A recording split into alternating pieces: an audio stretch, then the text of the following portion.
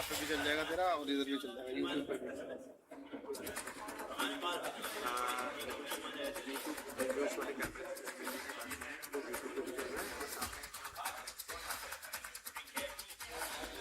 LED पे And चलवा with this, I request everyone to please settle down, take your seats, and please make yourself comfortable.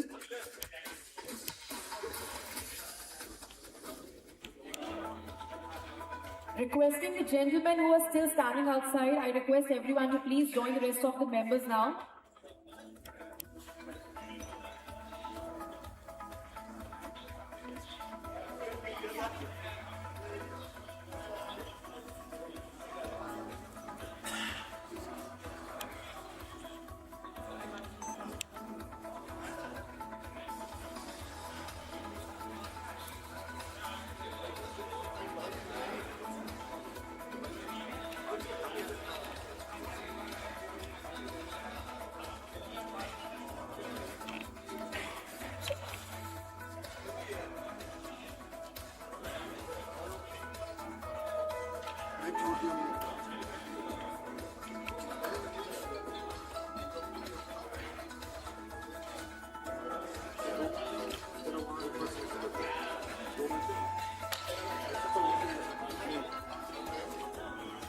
खड़े हो ना।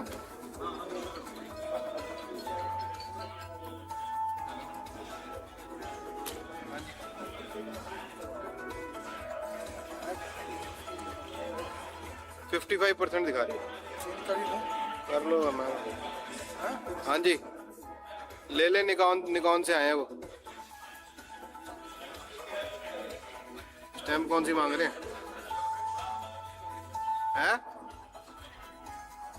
Stamp मार दे, फिर पड़ी तो है स्टैम्प पे। हाँ दे दे, कर दो। हाँ कर दो, अभी तो टाइम है शुरू होने में। चार्जिंग पे लगा देना इसको। हाँ वाइट कर दो। वाइट क्या कर दो जब वो ही नहीं है तो।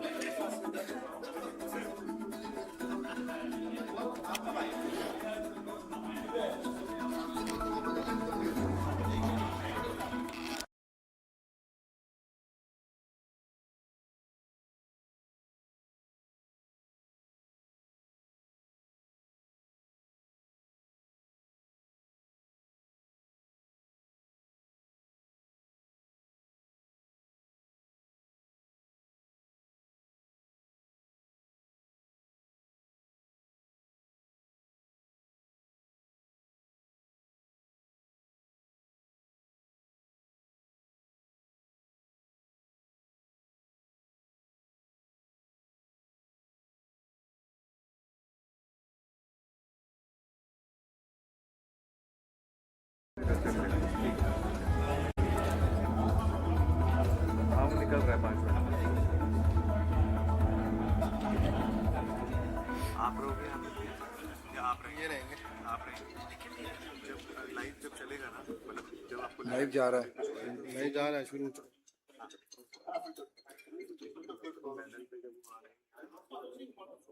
वहाँ पे देखना चाहिए यूट्यूब पे कि वहाँ चल के रहा है। ऐसा ना हो कि यहाँ पे उनको सिर्फ दूर दूर से समझ लो मेरी बात को। उन्हें लगना चाहिए कि हम पास में ही। आप टेंशन मत लो, बहुत पुराने करते हैं। और बिगर टेंशन के आप मजे लो। देखो फुल अगर अच्छा ना लगे तब बताना, फिर पैसे काटना इनके। पैसे तो काटने ही नहीं है, पैसे देने नहीं है, तो दे नहीं रहे पैसे, ये तो बात हो रही है। पैसे नहीं दे, यही तो बात हो रही है। आवाज जाएगी सीधी जो।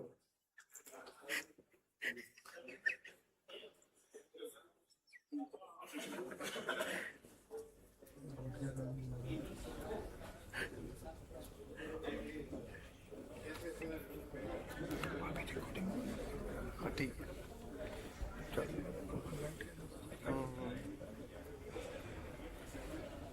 चार बैटरी है, चार बैटरी चार्जिंग पे लगा दे।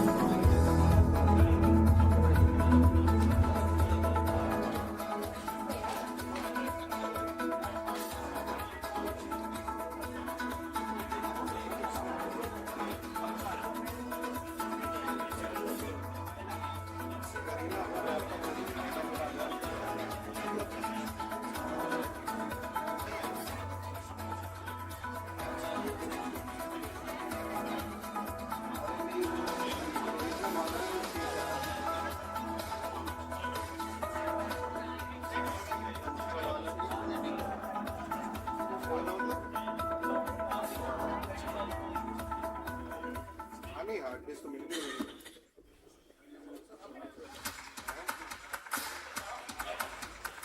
मैं तो डाल दूँ व्हाट्सएप पे ना उसको।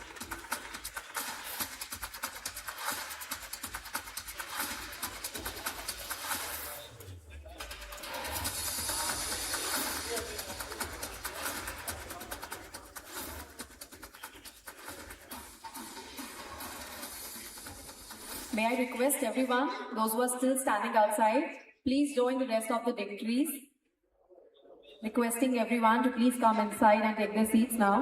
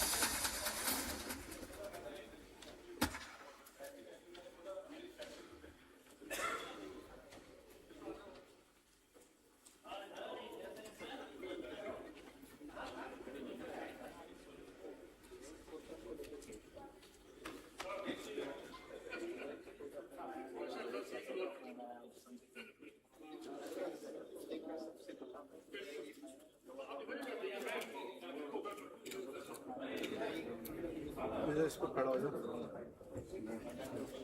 क्या होगा मैं क्या क्या परेशान कर रहा है? फिर वो चला जाएगा, फिर कैसे करेगा वो? चलो फिर ये हो जाएगा, फिर परेशान करूँगा।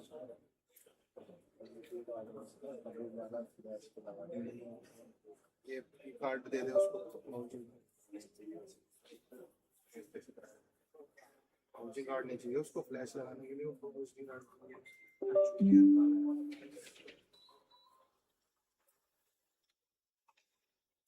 किसी दूसरे का देखते हैं, भाई का वाला चाहिए ना।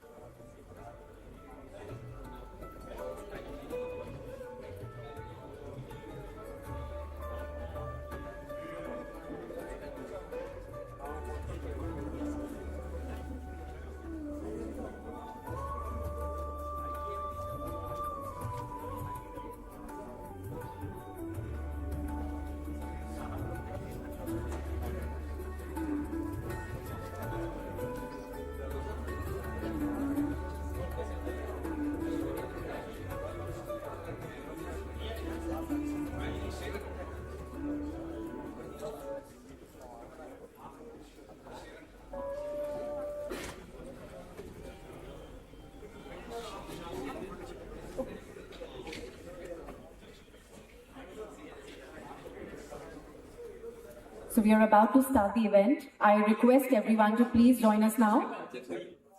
I can see some of you are still standing outside the ballroom. I request everyone to please join us now. So, thank you.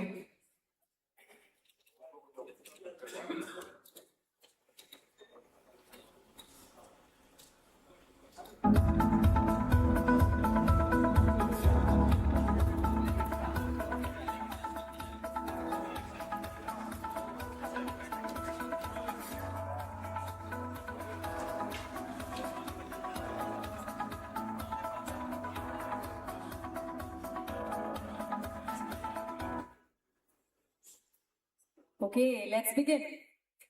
A very good evening and a very warm welcome to all our esteemed dignitaries gathered here for this delightful evening for Indian Pipe Manufacturers Association, IPMA. I think before we begin, can we have a big round of applause for ourselves? Thank you. Well, I'm not going to forget my roots, where I come from. Sat Shri Akal, Sareyanu, Namaskar. I am Upasana Gill, and it's an honor to host such brilliant minds under one roof, I must say. So today we have an inspiring lineup of sessions curated specially for you, along with our expert moderators who will guide the conversations and spark meaningful dialogues. I think before we begin, it is said that in our Hindu tradition, we always light the lamp before any auspicious event or an occasion. So may I request all our dignitaries to please join us on stage. May I request Shri Shanti Sangvi ji, Shri Gaurav Jain ji, Mr. Godfrey John, Shri Anjan Kumar Mishra ji, Shri O.P. Sharma ji, and Shri Naresh Singhal ji to please join us on stage for the lamp lighting ceremony and grace this moment with your presence. Let's have a big round of applause. Thank you.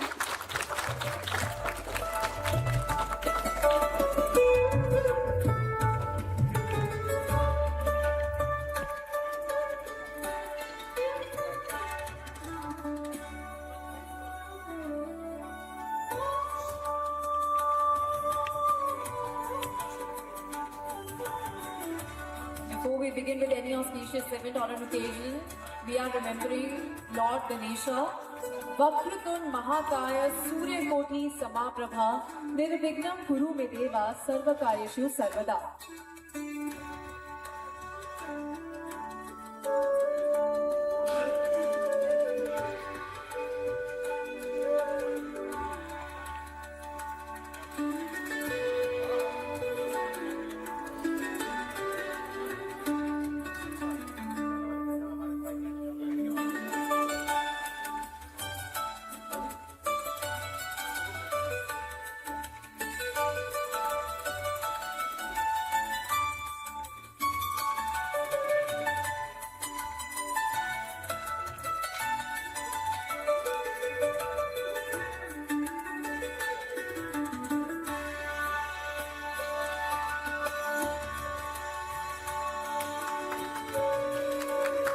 Let's have a big round of applause for this delightful evening for IPMA, Indian Pipe Manufacturers Association. So as we have started this wonderful evening with such a great positivity and with some great energy, may I now request Mr. Godfrey John, President IPMA and CEO Pipes Wellspun Corporation Limited, to deliver the welcome address. Let's give him a big round of applause.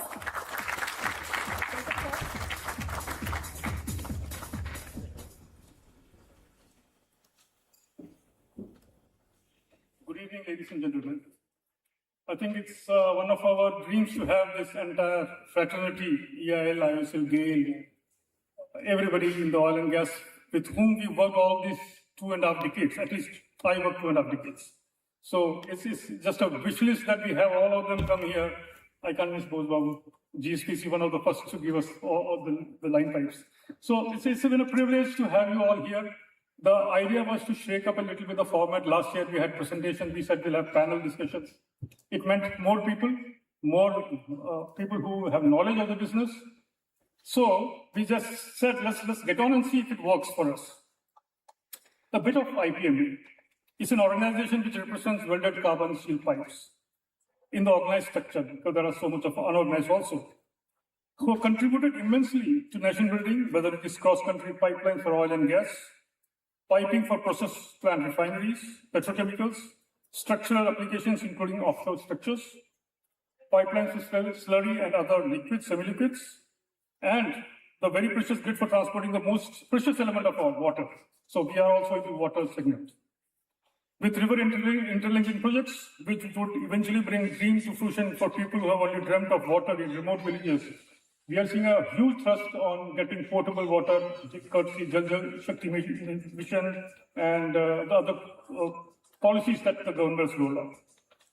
What started off as a small industry has now become a huge 9-member core association with many secondary players and supply chain members still getting associated, with facilities added across the length and breadth of the country, north, south, east, west, touching common lives, bringing in water and energy to remote corners of our beautiful country. It's not only deeply ingrained within the country, but the association is also proud to have members who are among the top line manufacturers in the world. A very, very distant view from people who have been associated with us. When Indian pipe industry started off, we were seen as third world pipe mills. Today, I can proudly say that all of our association members sitting here are proudly executing orders for billions across the globe.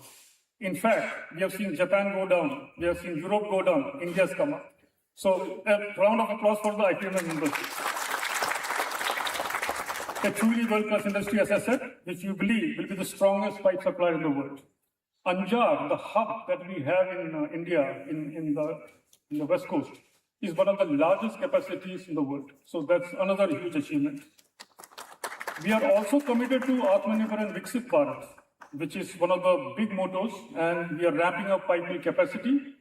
We are over 8 million tons as of now and growing every day. IPMA Vision 2.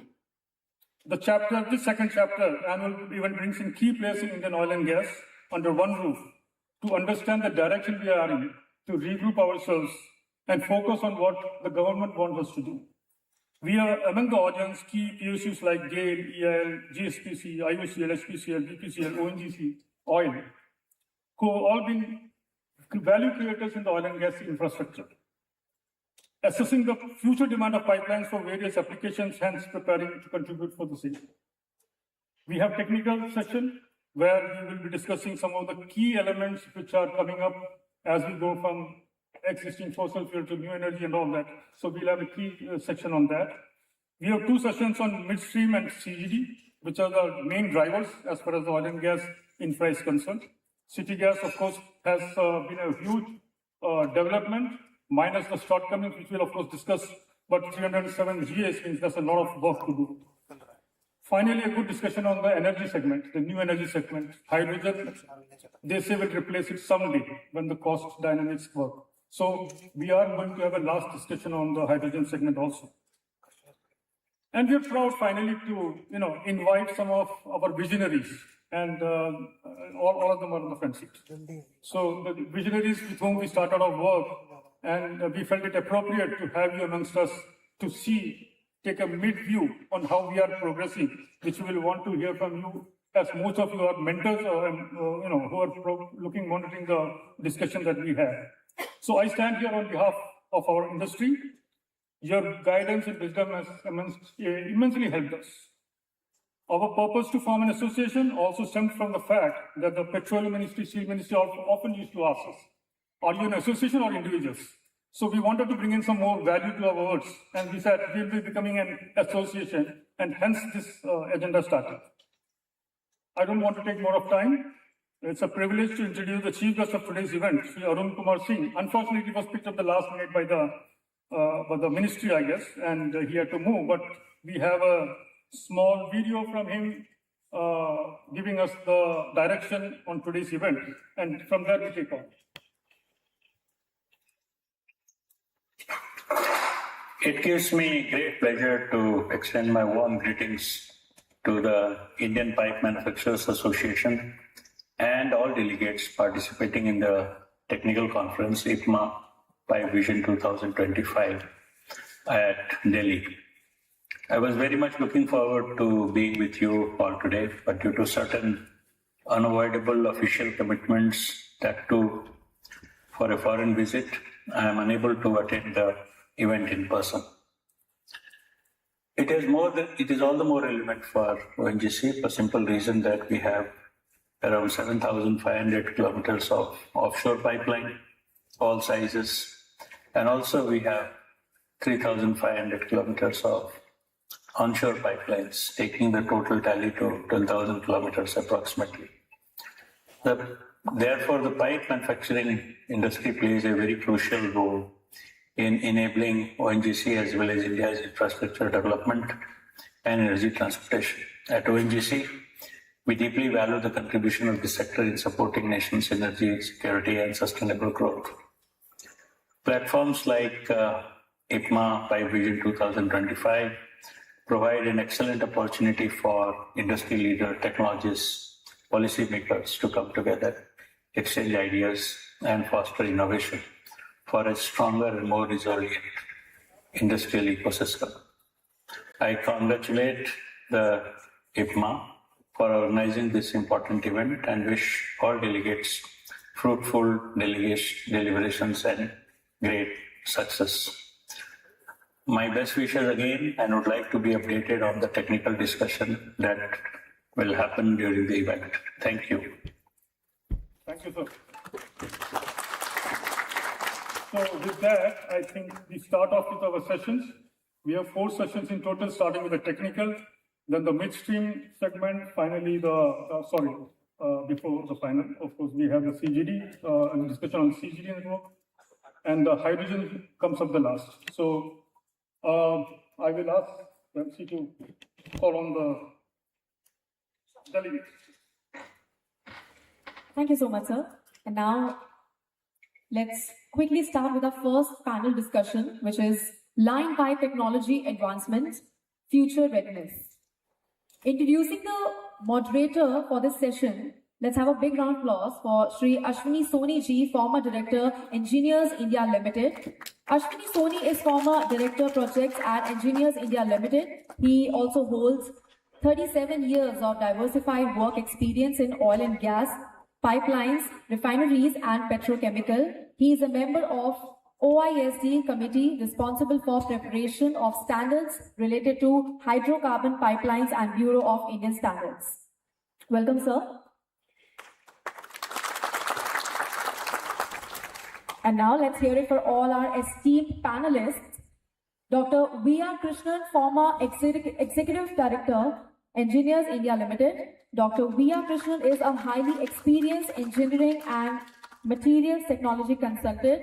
He worked at EIL for over 34 years and with over 40 years of experience across various industries including refinery, petrochemical, power and nuclear sectors. Let's hear it for sir. Welcome, sir. Shri Bose Babu N, former Executive Director of GSPL, who's an industry veteran in pipeline technology, known for his long tenure as an ED, Executive Director at Gujarat State Petronet Limited. He is recognized for sharing his extensive knowledge and experience in the oil and gas industry, including engaging in initiatives for training and skill development. Let's have a big round of applause for Sir. Dr. Jaidev Chandel, Senior Vice President, Jindal SAW Limited, who is currently heading operations as Senior Vice President at Jindal SAW Limited. Also, he did his doctorate work on API Ultra High Strength Steel Line Pipe manufacturing. He has published various research and development publications in national and international journals. Let's give him a big round of applause. Thank you. Shri Sanjay Thakur, Unit Head, AMNS, India Private Limited. Let's have a big round of applause for our moderator and all our panelists. Welcome, sir.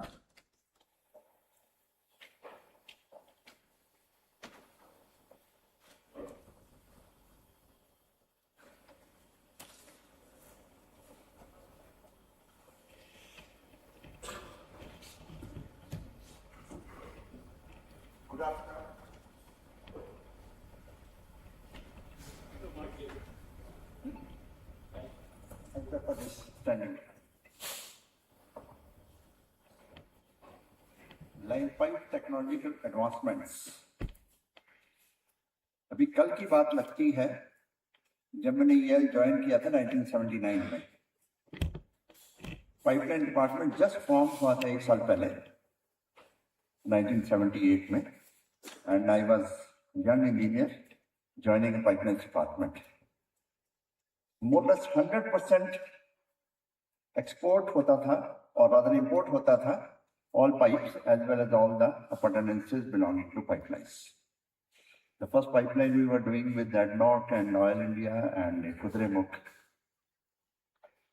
The journey of 4.5 decades has been a long one. We started with preference of seamless and LSAW, moving on to SAW and ear ducts.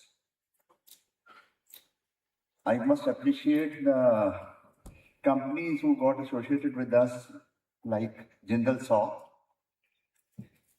Welspun, Man Industries, along with whom we learned what are the pipe technologies. I was fortunate enough to visit most of the mills along with EL and GAIL team to take care of indigenization as well as development of the pipe mills. I must appreciate my EL team, my guru, Dr. Krishnan, who was very helpful in material selections and methodology of manufacturers. Along with him, number of EL people and GAIL people, we visited all the mills, and some credit can be given to us also to bringing the industry to such a level that we are having a lot of exports. Good afternoon, esteemed panelists, industry leaders, and participants. Honored to welcome you to this important discussion on line pipe technological advancement and future readiness. Time is pretty short, I think half an hour for all of them, and we'd like to listen from our experts rather than from me. Still, I'll say a lot of development has taken place from 80s to 2025. And looking forward to more development coming in with the recent innovations in next few years.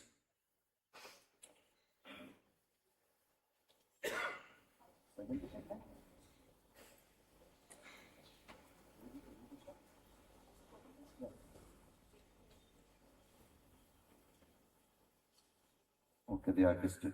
Yeah. The key drivers of innovations are the rising demand, export value, carbon footprint reduction, and safety and integrity, which is coming because of environmental regulations. We need to have smart and stronger pipelines, digitally intelligent, future ready, for the new energy coming in, particularly hydrogen as well as CO2.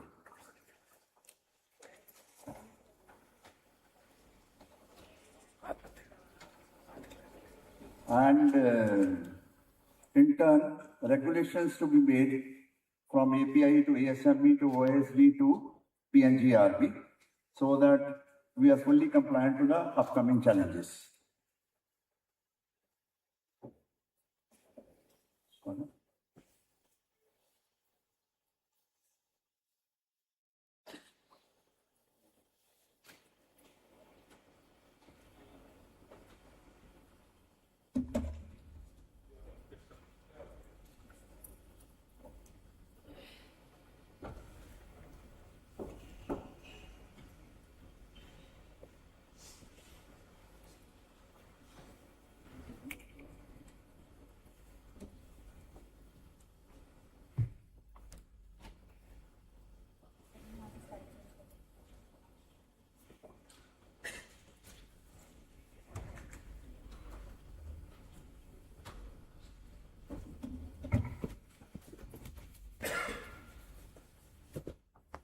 I think you can move on to the next one.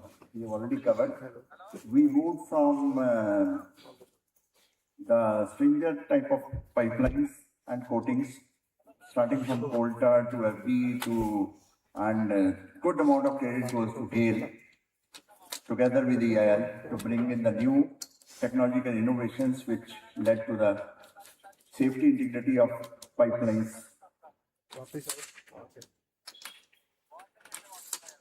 Some of the technological advancements which we are looking forward from our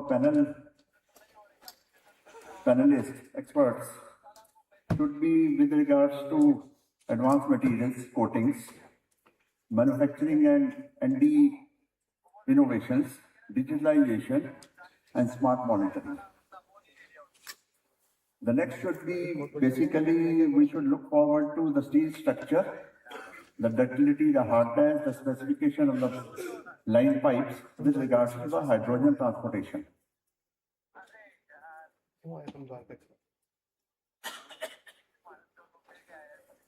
The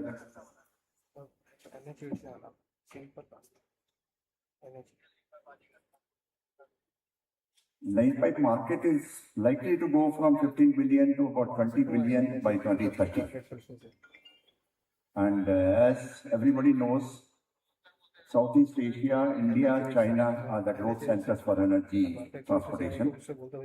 And must appreciate Indian mills have geared up to have good amount of exports.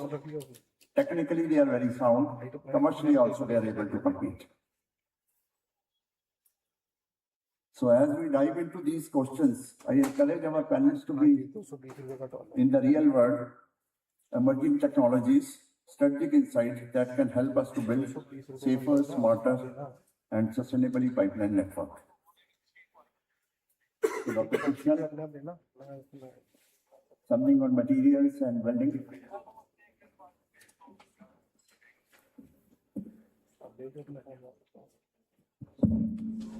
Good afternoon. It's a pleasure to be meeting all my previous peers and seniors and colleagues under one roof. I'm really overwhelmed. To meet all of them individually, it might have taken about 3 or 4 years for me. So I gained 4 years in my life as it is. I started my life as a metallurgist and welding engineer. I started life as a welding engineer and metallurgist, and turned to metallurgist and welding engineer with corrosion and quality assurance added to my responsibilities. And I was fortunate to be given the responsibility for developing specifications in EIL in late 70s. And I finalized a reasonably good specification for sour service pipeline in 1984. And that I was blamed for it left, right, and center because it was out of the world, gold plating, and cannot be met by the industry. But subsequently, when most of the wells in ONGC started turning sour, and they were forced to look for some materials, which has to be an API plus. API alone is not sufficient for meeting these requirements of the fallout of wells turning sour.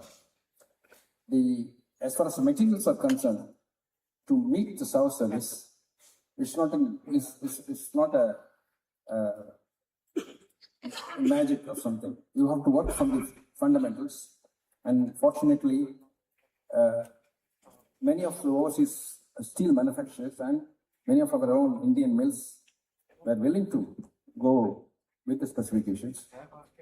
What is required is to meet the requirements for sour service or hydrogen service or any of the services that have to work in a cold and a straining environment, including offshore, subsea offshore. What is required is the cleanliness of the steel. So that's where it should start from the steel manufacturer sourcing the raw material and the processes, primary steel making, secondary steel making, and tertiary steel making steps more flexible so that they will be able to meet the composition restrictions that we place for improving the toughness and improving the crack propagation resistance and improving the strength. Like these are conflicting requirements. And one is cleanliness.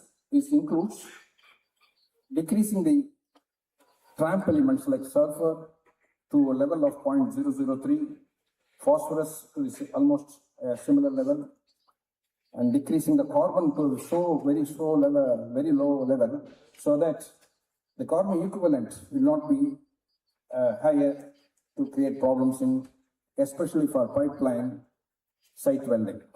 We don't have the luxury of coastal heat treatment, which is available for other equipment in the pipelines, so that we should design a steel that is capable of giving the final results without coastal heat treatment at the site.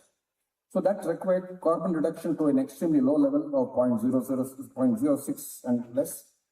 And to compensate for that, we have to increase the other alloy elements like manganese. And manganese also cannot be increased endlessly, because sulfur and manganese forms manganese sulfide, which gets rolled during the process of manufacturing and create sites for the sour service hydrogen-induced cracking. And for sour service means we have 3 or 4 types of defects that can occur that is going to decrease the life of the pipeline as well as create problem for issues related to safety, etc. One is hydrogen-induced cracking, sulfur self-corrosion cracking, stress-oriented hydrogen cracking, then you have blistering and soft zone cracking. All the 4 are to be addressed in the first specification stage itself.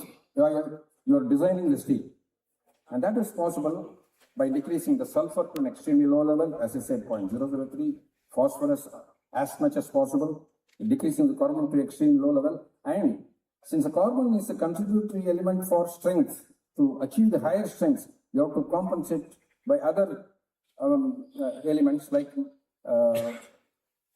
chromium, nickel, molybdenum, etc. And taking care that carbon equivalent is not increasing. But the developments in pipeline steel came when we started not depending on the alloying elements for strength, but through a thermomechanical processing route, which ensures that the addition of micro alloying elements will give you smaller grains, primary grains, and the subsequent rolling process under certain subcritical ranges will decrease, will see to it that the individual grains are broken down to the smaller grains, and the strain aging, the straining by the is able to give you the strength. So through this process, by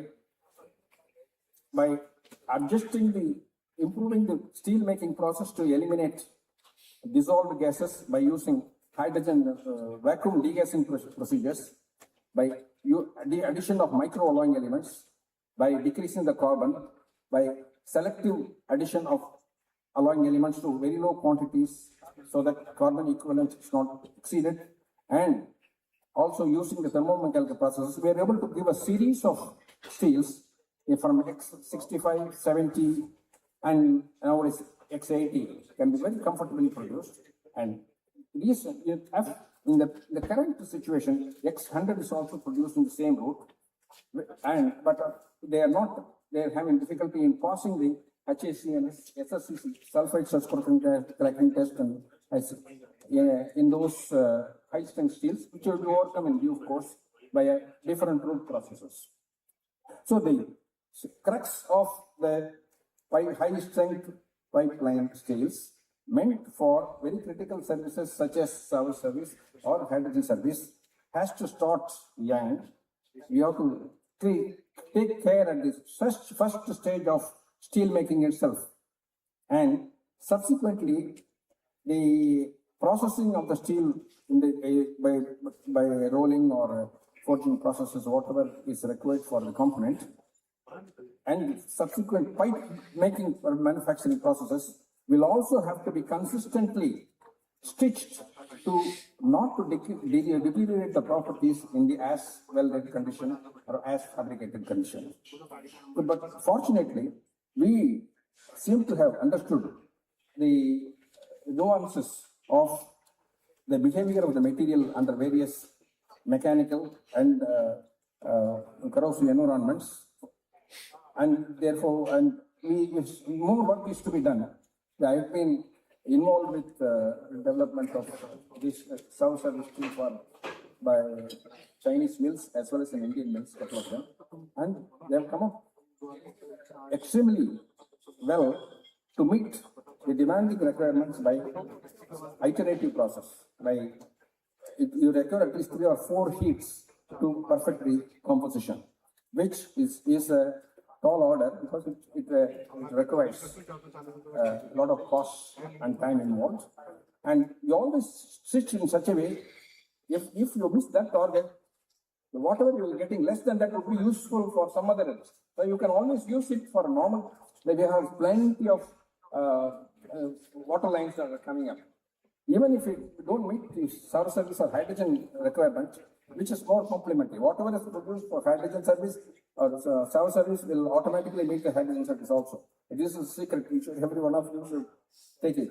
And that can be used for other purposes because the mechanical properties are going to be extremely good. The crack propagation resistance is going to be extremely good when you take this route, and the corrosion performance by selective addition of copper, chromium, and some other rare earths is going to improve even atmospheric corrosion resistance and surface resistance, and in many cases.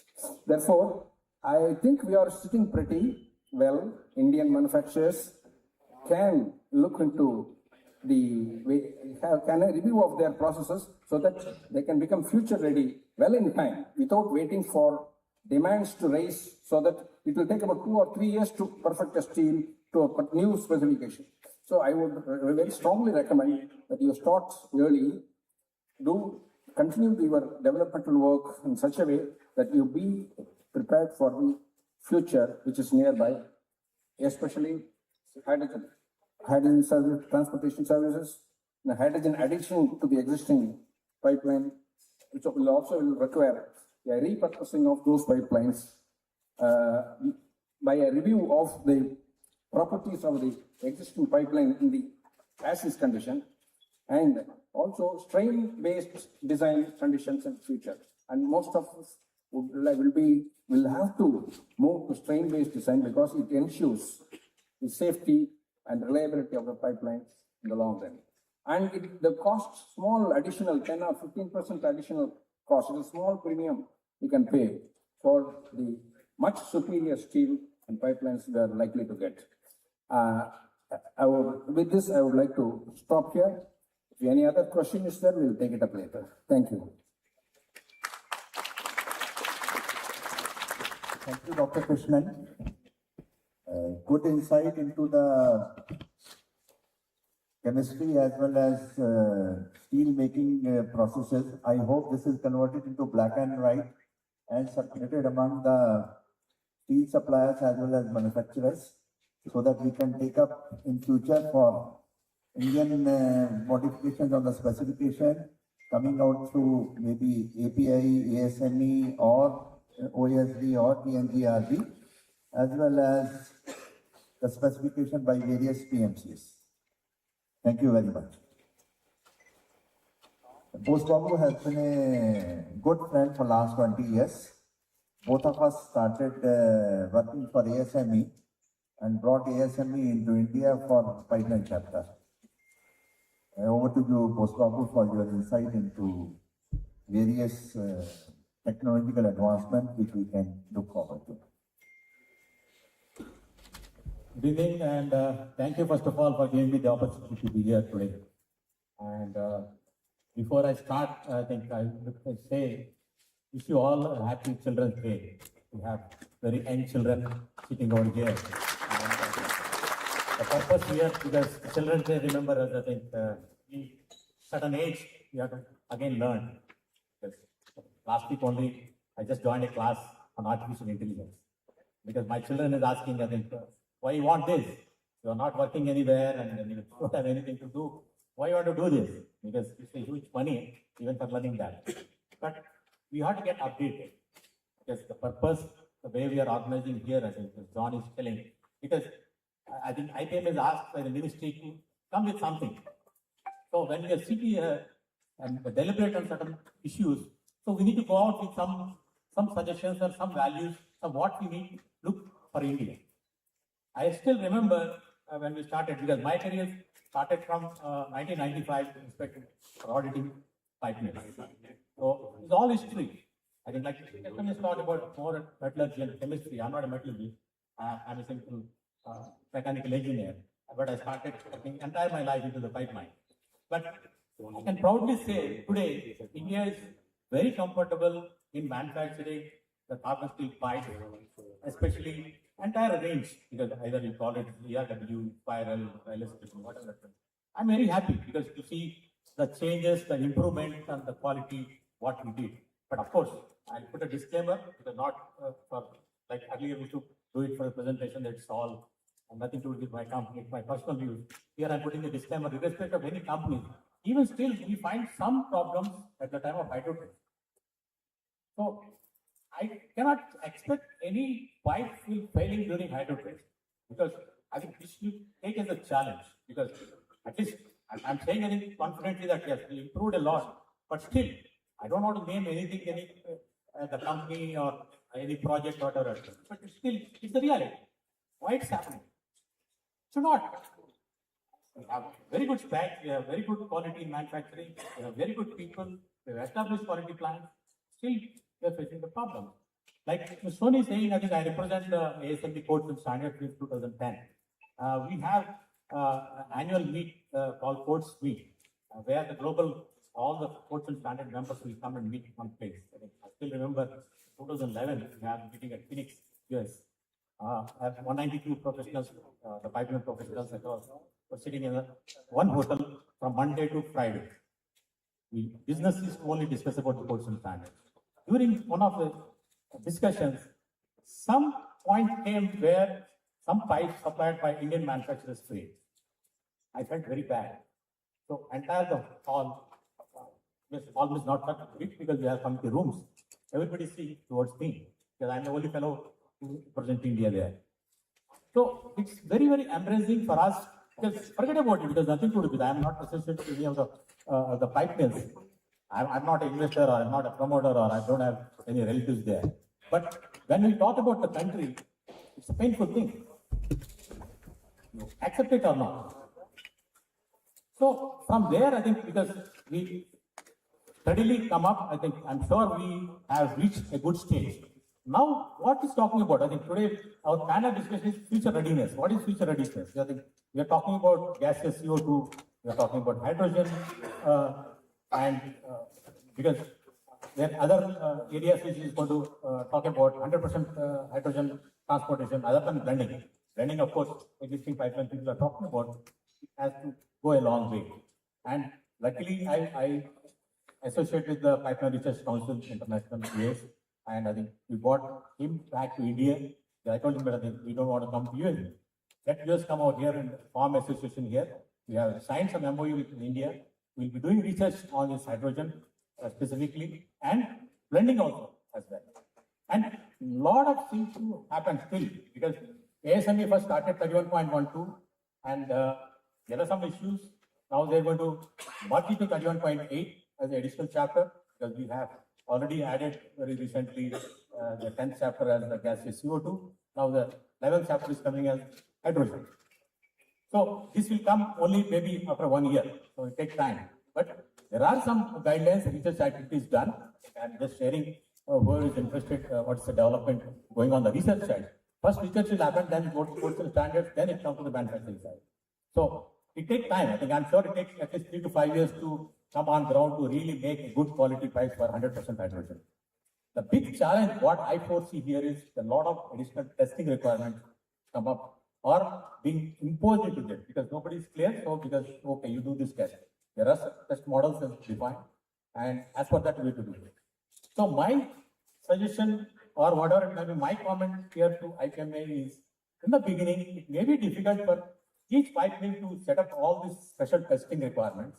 Why can't we have a research institute somewhere to set up all this special testing?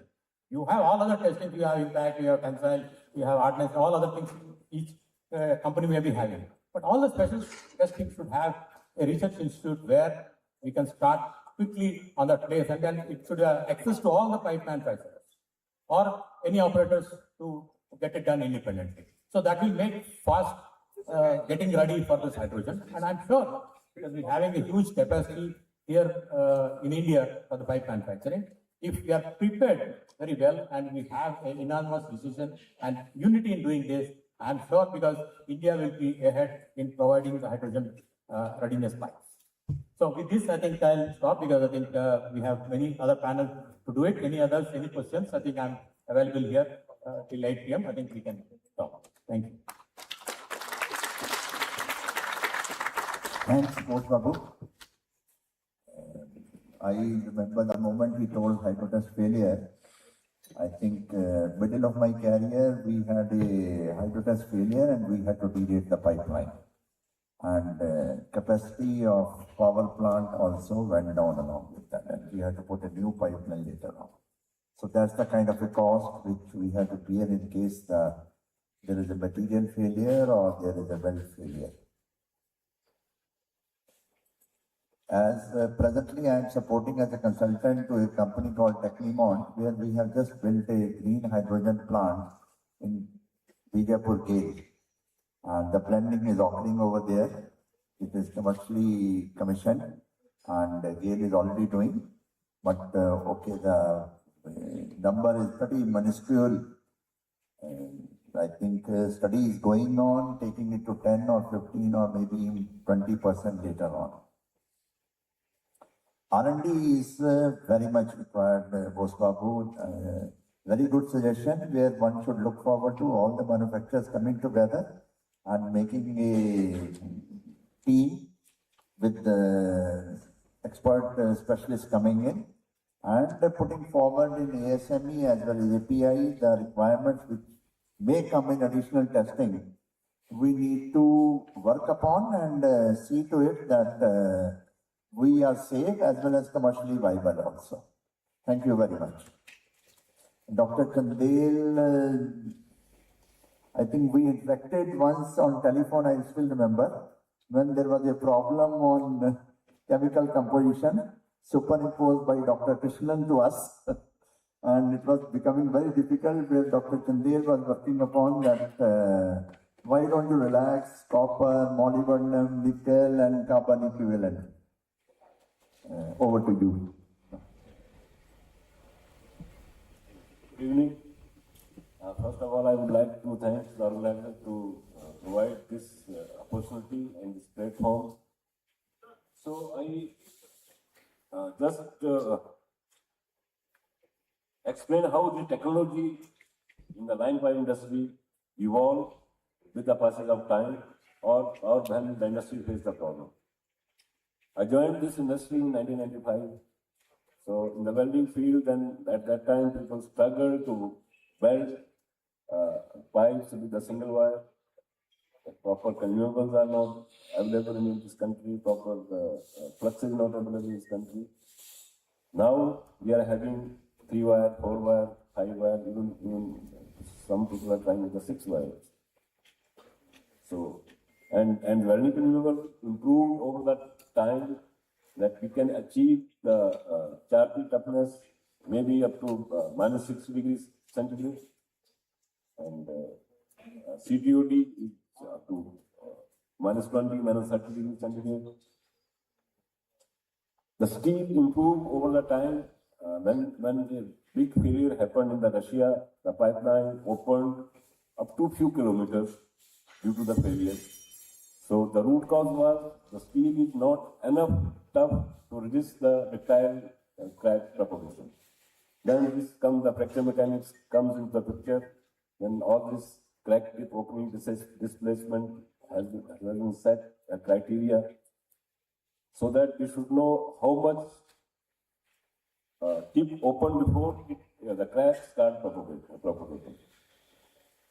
Then the old lines, people are talking about the crack arresters. So, and the new problem recently we faced in Kazakhstan, that the failure of pipeline with the hard spot, localized hard spot. So now we are able to identify the hard spot, eliminate them, and there are various methods to identify the hard spot or eliminate the hard spot in the steel mill itself by tempering of the plates very low, the low temperature tempering, and in the pipe mills there are techniques like eddy currents. You can identify, you can segregate those plates and nullify the defect. Similarly, the NDT, the technique growing over the time, and people are very reluctant to use the latest technology, but now the industry is moving forward to using the latest technique in the NDT also, like UT, like POT, TOFT. So there are new techniques which can guarantee you the defect-free pipes. Defect-free pipe means the threshold above which the imperfection is the defect. So that is how this industry improved. Now the steel industry is also improving. As sir said, that we should be future ready, like hydrogen or carbon dioxide transportation. So, and the third one, the latest one is the severe shower services, like where the pH is less than 3.5. The partial pressure of hydrogen sulfide is like 2.6 bar, and accordingly the specification has been developed to sustain these harsh environment. So everybody is improving, and the platform people are using for the steel, like the carbon percentage is less than 0.04%. The manganese is around 1.2 or 1.3, and similarly chromium is less than 0.2, nickel is less than 0.2. So, and many of us is testing this steel for the transportation of hydrogen as well as the carbon dioxide, and we are getting very good result. We have tested outside in various countries, like K1H, the toughness parameter for fracture mechanics. So I don't think we are behind of any other country, and we are moving forward, and we will. Thank you. Thank you, Dr. Chandel. And we touched upon two issues. One was NDT, and second was chemical composition leading up to, one is grain structure as well as hardness and toughness. I think both are extremely relevant for, in case we future we are planning to transport long cross-country hydrogen pipelines. And the TRD or POUT, these should be, I think, incorporated during manufacturing as well as welding industries also. Thank you very much. Shri Sanjay Thakur, over to you. Very good evening to everyone. It's my pleasure to share the stage with such a great legendary of pipe. I will take opportunity to raise a concern regarding, like as sir said, when a pipe fails at the site, it's a catastrophic failure. So during manufacturing, we are taking care of technology to ensure how it should not happen. But I just wanted to add one more thing.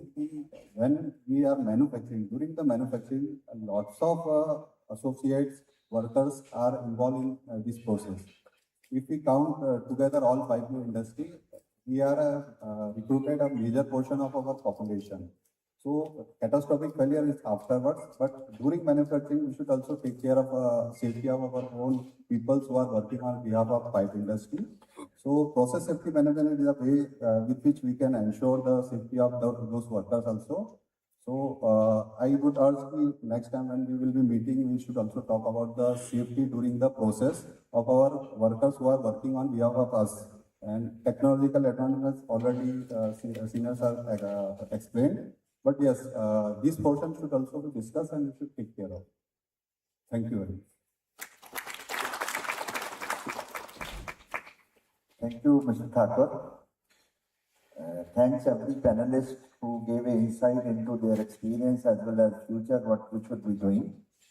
And let us carry this forward, maybe assimilate the points raised by the panelists and convert this into some approach paper which can be discussed with PMCs and other global authorities who can bring in the specification as well as into the course.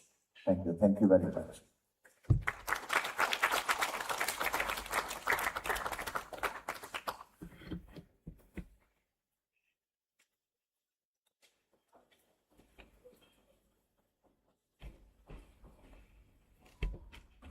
Thank you so much, sir. And now I would like to invite Shri Shanti Sanghi ji, whole-time director, Ratnamani Metals and Tubes Limited, to kindly come forward and felicitate our esteemed moderators and panelists. Let's hear it for sir. And let's have the mementos. Welcome, sir.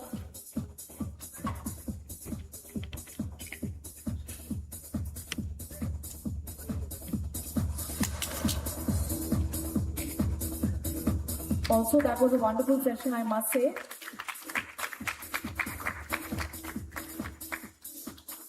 Let's hear it for sir.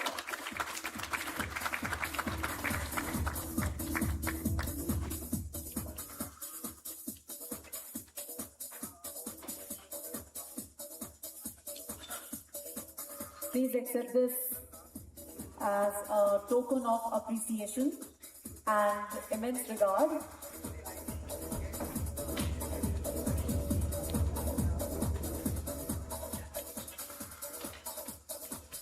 And now it all goes to all our panelists.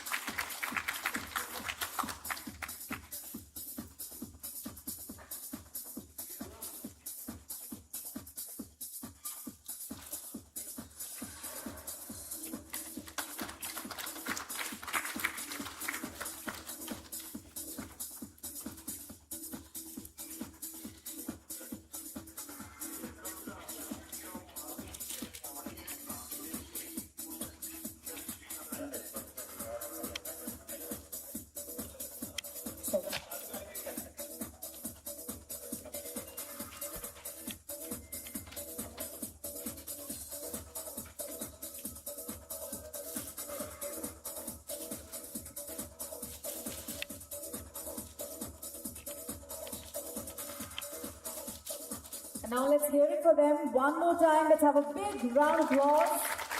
Thank you so much for joining us, and that was a wonderful session, I must say. Thank you, sir. We are not going away. We are looking forward to a few questions coming in from the audience. Yes. Any questions?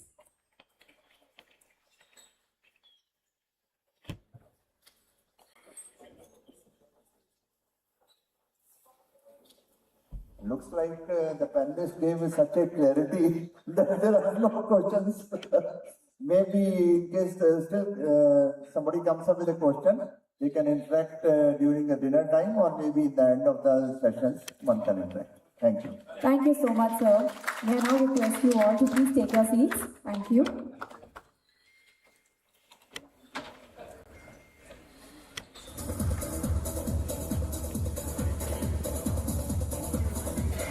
Okay, now, up next is an AV of our platinum sponsor, JSL. So I request you all to kindly have a look on this big screen now.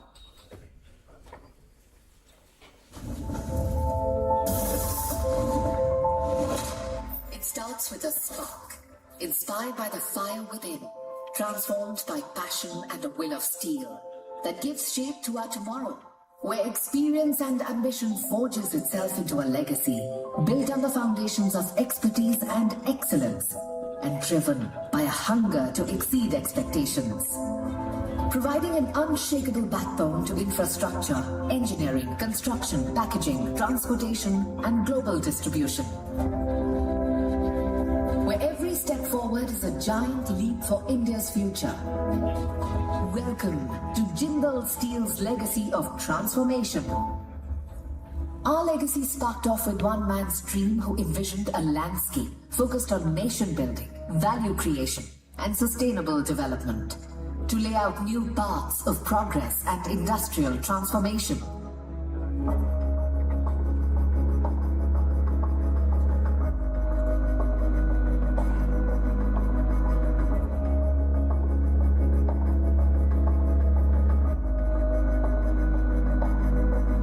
Our legacy is built on world-class steel plants that produce the best in its class.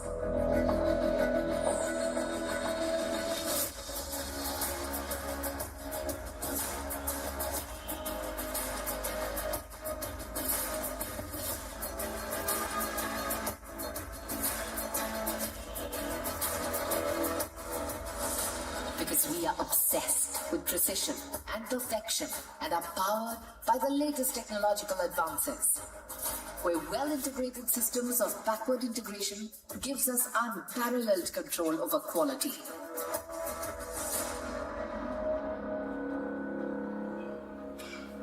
Smooth forward integration to seamlessly connect the multifaceted dots of development, to become one of the biggest steel manufacturers in India.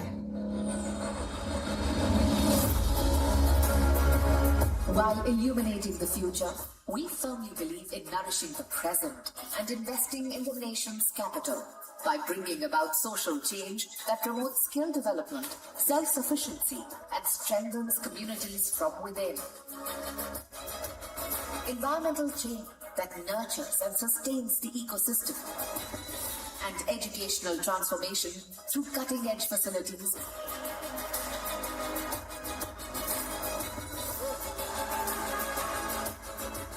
and initiatives that hold the potential to empower communities to stand strong while making a change where it truly matters.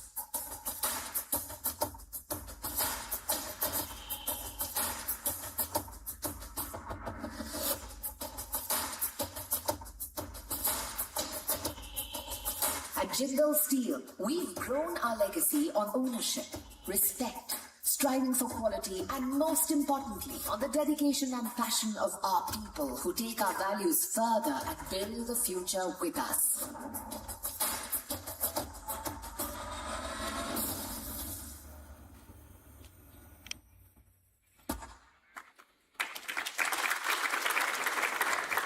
May I now request Mr. Ranjit Mathure, Vice President, Jindal Steel Limited, to kindly come to the main stage for the presentation.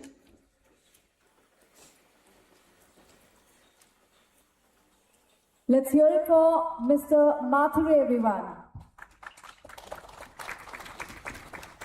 Very good evening to all the esteemed dignitaries here. Very proudly represent my organization, Jindal Steel and Power. We are now rechristened as Jindal Steel Limited.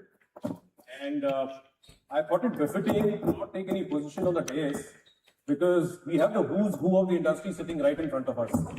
And not only that, I think, sirs, you are all pioneers who have helped and enabled India to acquire this kind of a powerful and dominant position as far as API line pipe is concerned. And as a member of the steel industry in the business of manufacturing heavy plates, supplying to API line pipe manufacturers, I really thank you for that. Can you have the presentation, please? Yeah. So the underlying theme of our presentation today is collaboration. And that is a philosophy which describes every single action of each one of us at Jindal Steel. So we believe in treating our customers as our partners. We collaborate very closely. And it's not a question of supplying steel. We work and endeavor to supply steel solutions. So with that as a theme, I proceed with our presentation now. Extremely growth focused, working towards scaling up our overall steel capacity. And very happy to announce that we work towards becoming very soon the single largest, single location steel producer in the world. We are all working towards that. Innovation is what describes us. We believe in continual product development.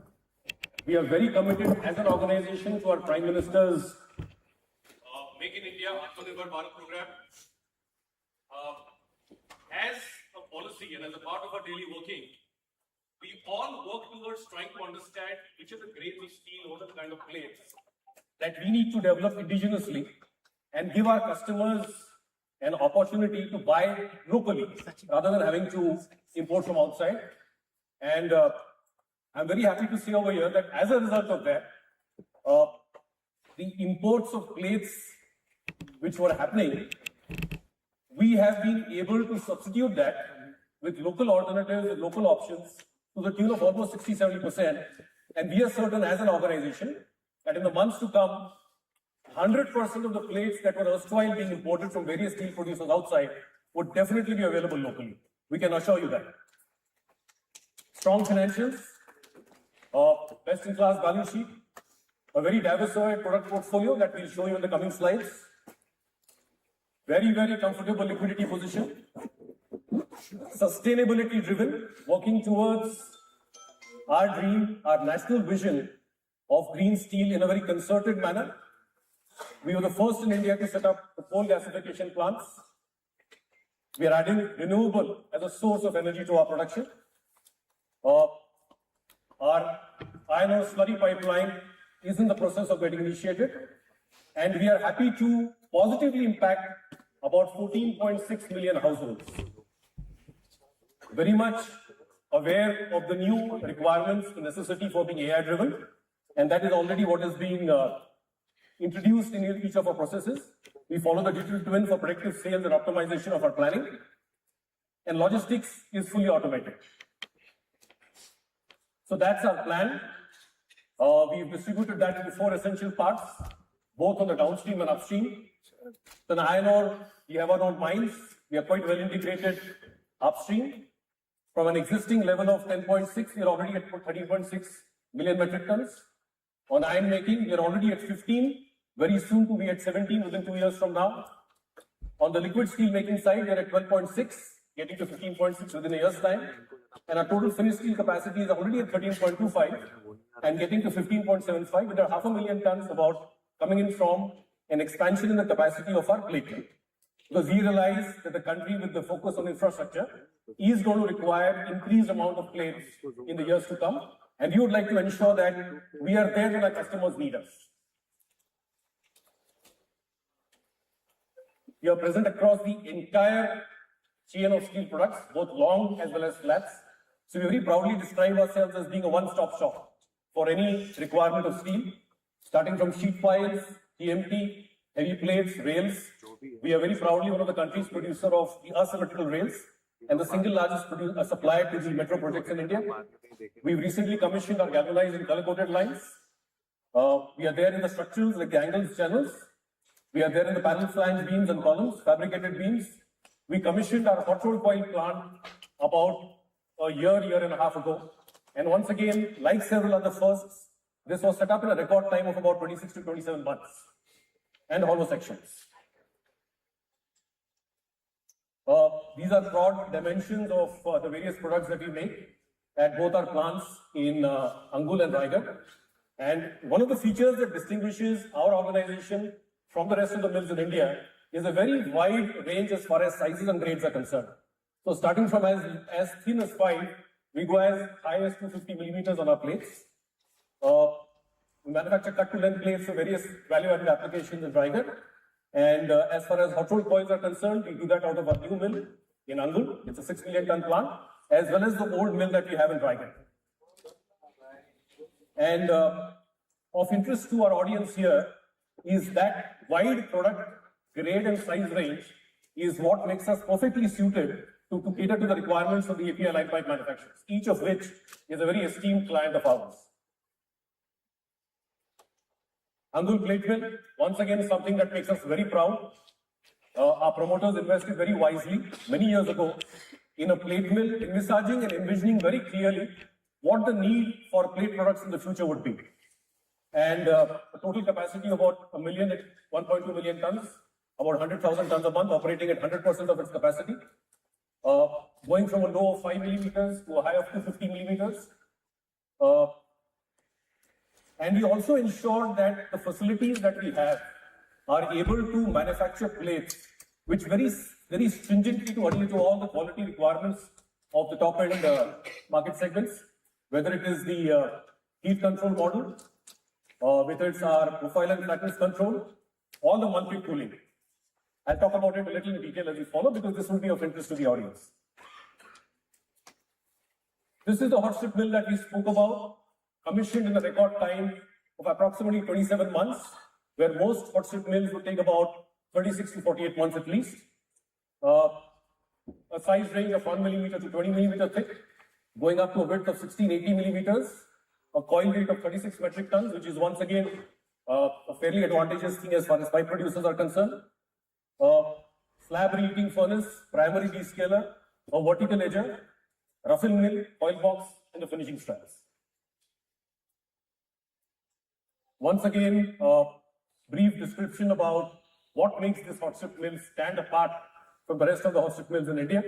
An extremely diverse size range, like I said, 1 millimeter going up to 20 millimeter thick. Customizable in any form as far as thickness or grades are concerned. A very superior surface finish. Uniform product quality with flatness control. And a perfect dimensional tolerance owing to the way the mill is configured. And once again, very recently we have enhanced the capacity of our heat treat plates, both in Angul and Raigad, from an earlier level of approximately 20,000 tons to almost 3 times that. So Jindal Steel, my organization, is able to offer today to the global market 60,000 tons of heat treat plates in the 3 categories of quenched and tempered, and furnace normalized. So very few mills in the world who can talk about this kind of a capacity. So we have about 40,000 tons at Angul and about 20,000 tons at Raigad. And the other distinguishing feature, the other unique characteristic of this heat treat capacity is it goes right up to a thickness of 200 millimeters. And this was done in view of the Indian requirements that are now increasingly coming up, primarily in areas like hydro energy power projects, pump storage plants, so on and so forth. Now to the core of the discussion, and a subject that is very close to our heart, and our ability, our capability, our competence that we possess in meeting the requirements of our customers in the API line pipe category.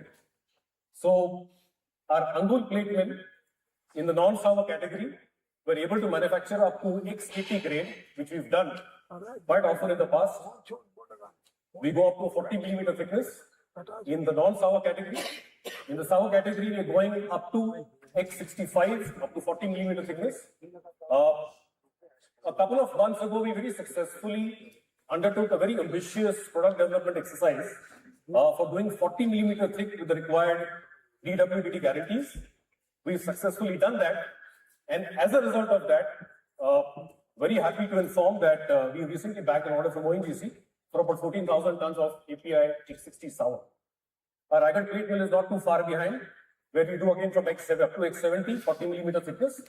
And our Angul hot strip mill is fully established now with all the relevant products done to meet the entire range of API, sour and non-sour grade requirements.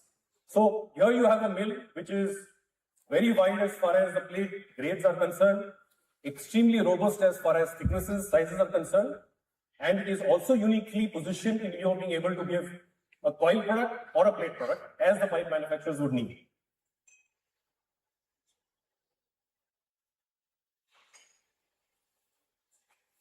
This is our supply track record till date. About 250,000 tons of sour grade products up to X80 supplied already from our Angul plant. And from the Raigad plant, we've done almost 50,000 tons. So all the major pipe mills in India are our customers, and we have all the required approvals in place. And like I said, we have the who's who of the API line pipe industry here. I don't need to touch upon this because this is practically the knowledge treasure trove of API line pipe segment. So, but just in order to ensure, to give a good perspective as to what enables our organization to cater to this highly quality discerning segment is our blast furnace, no external scrap, so as to, which could be a source of cramp elements in the steel making, the slack practices, the desulfurization, the vacuum degassing, calcium treatment, because before this, in a very interesting panel discussion that happened, Sir very rightly talked about the problems that could create on account of inclusions that appear in the steel, which obviously are a problem when it comes to pipes. The soft reduction that we do on our slabs by controlling the superheat in a very, very narrow range, the optimization of the casting speed, and the DSR technique that we follow, which is a dynamic soft reduction of my slabs into plates. On the Mulpit, which is the new age cooling method, as compared to the ADCO that is there with many other plate mills currently, which basically gives a combination of expedited as well as quenched cooling that ensures a proper distribution of temperature across the entire length and breadth of the plate, and therefore ensures an homogeneity across the entire thing, as well as a proper profile, flatness of the plate. And all these qualities come to the fore when you're supplying to this kind of an industry. Once again, the USPs of Jindal Steel as an organization, the largest heat treatment capacity in the world now with 60,000 tons a month. We are able to manufacture plates up to a hardness level of 500 BHM. We branded our plates. It's a globally renowned brand called Rockhard. It's a very proud supplier of Rockhard 400, 450, 500, which has given a very tough competition, and we've practically unseated the erstwhile global players like SSAB, etc. It's a household name now. We offer the highest thicknesses in the heat treat segment. We go right up to 200 millimeter thick. The multi-purpose interrupted cooling that we just spoke about, it's a 5-meter wide plate mill from Siemens and VIC. We go right up to yield strength of this 960 Q1. In fact, we are the proud recipients of a recent LATOT, the licensing agreement for transfer of technology that we've signed with DMRL in order to produce plates up to 1700, it's DMR 1700, for manufacture of amphibious tanks for the Indian defense industry. So very closely working with all the government agencies in order to ensure that there is indigenous production available. And better flatness control that we just spoke about, we have a roll separating force of about 7,500 MT, which is awesome and ensures the flatness of the plate, and a very high slab thickness of 300 millimeters, very soon going up to 360 millimeters. Sure. Just a quick word on the journey that Jindal Steel did as far as development of X65 sour is concerned, which used to be primarily an imported item for the Indian pipe manufacturers. We undertook to develop this product locally. It's not an easy grade to make. That was like it was said in the previous panel discussion. In fact, the way I look at it is that sour grade plates are a gold standard as far as plates are concerned, and something to be done by people who are fully aware of the subtle nuances of steam making and plate rolling. We manufactured the grade. We failed in the first few weeks, to be honest, but we persisted. And the fourth time around, we hit the bullseye. And I'm very happy to tell you, and like I said previously, we are now India's established manufacturers of sour grade plates, readily available to meet the requirements of clients like yourself. We also have the EPD certification in view of minimizing our carbon emission standards, something that is mandatory now when you're supplying to certain projects overseas. Yeah. Our mission, we build nations, we empower communities, and our vision is to be an ever-flourishing company, primarily focused on nation building, value creation, and sustainability. Thank you very much, ladies and gentlemen. Thank you, Mr. Running out of time, so I'll not take the questions now. During the course of our interaction, I'll be happy to receive any questions from any of the audience. Thank you. Thank you so much, Mr. Mathur, for sharing your expertise. Can we have a big round of applause for Sir? That was a wonderful presentation, I must say. Thank you. Up next is our second panel discussion for India Oil and Gas Infrastructure Growth Drivers. The moderator leading the discussion is none other than Shri B.C. Tripathi, former CMD GAIL. Can we have a big round of applause for Sir? Please join us. Let's also hear for our esteemed panelists, Shri Anjan Kumar Mishra, Secretary PNG RB. Can we have a big round of applause for Sir? I request the moderator to kindly join us. Thank you, sir. Here comes Shri B.C. Tripathi, former CMD GAIL. Welcome, sir.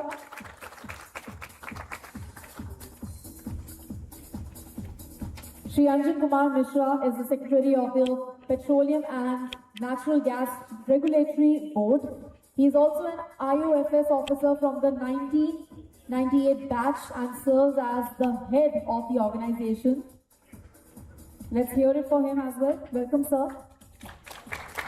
Shri O.P. Sharma, Senior Advisor, Jindal SAW Limited.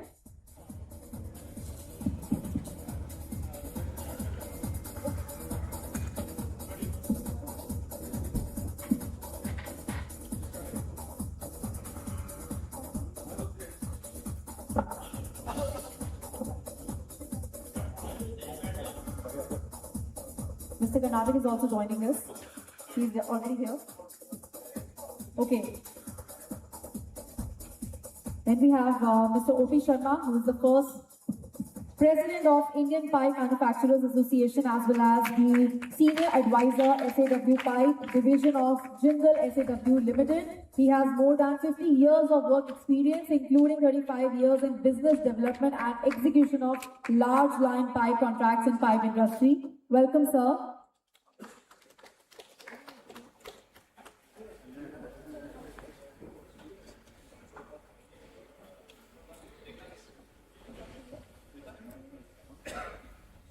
And now please join me in welcoming Shri A.K. Tripathi, Executive Director, Projects GAIL India Limited. A visionary leader who has been instrumental in shaping India's natural gas landscape for over 3 decades. He is also an alumni of IIT BHU Banaras University and Leadership Program from IIM Ahmedabad. So over the past 34 years, he had this wonderful experience across all the major verticals of GAIL. Let's have a big round of applause for the moderator and to all our panelists. Over to you. A very pleasant good evening to all of you. It's really a pleasure, and thanks to you, John, for bringing us all this, providing this platform. And it refreshes a lot of old memories. And it was quite heartening to see your initial opening remarks when you have shown how the industry has progressed. I also remember almost 4.5 decades back, as a young engineer, when the first cross-country gas pipeline was being built, 1983, 84, 85. All pipes were imported from Japan, Europe, Brazil. In fact, at that time also, the trial order was given to one of the company to make the lowest dia 18-inch pipe. It did not pass the test. So from there, We have moved today as one of the largest export houses of pipe to the world. It has been truly a transformative journey. In fact, in the recent past, we have been talking a lot about Make in India, Atmanirbhar Bharat, but this is a true story of Make in India, which is happening in a real sense from last 4 decades. And I would like to compliment all the industry players, and I personally feel privileged to be part of this industry. So compliments and congratulations to each one of you for bringing this transformation. Well, people say this is the growth period for Asia, and especially when you talk about India, people say India is the growth engine of the global economy. Over the last few years, we have been seeing a lot of emphasis on building infrastructure. So we need infrastructure to support and grow the economy. And the recent one, you have seen that there is an equal emphasis being given in one of the largest world economies, United States. So there also there's going to be huge demand of steel, and I'm very happy to see that a lot of our pipe manufacturing companies are making pipe in the United States for United States, not only for India. So that's the story. And so I see that there's a great future, and this is definitely a one sector which is helping in building a nation. I was seeing the previous presentation in their vision, a mission which is basically nation building. So all of you are contributing to the nation building in a one way or the other. So I'm also happy to today, John put me as a moderator here. I asked what you want me, he said you want to moderate a session. So on my both right and left, I know all these people, I've worked with them for quite a long time. And with you also recently now taken in the regulatory board, which is going to be really shaping the industry in days to come. So you also have a very important and critical role. Well, having seen this, the country is growing 6-7%, will continue to grow. So I like to frame two questions, and I like to put both on my right side and the left side, since I think I have to finish in half an hour time. That's what you're giving me. So the first question to my right, that having reached thus far, what is the future of pipe industry in the next 5 to 10 years? What is the vision? I'll start with you, Sharmaji, being one of the major players. The next 10 years, what is the vision of Jindal Saw? Where you want to be? And where do you see the future of the pipe industry?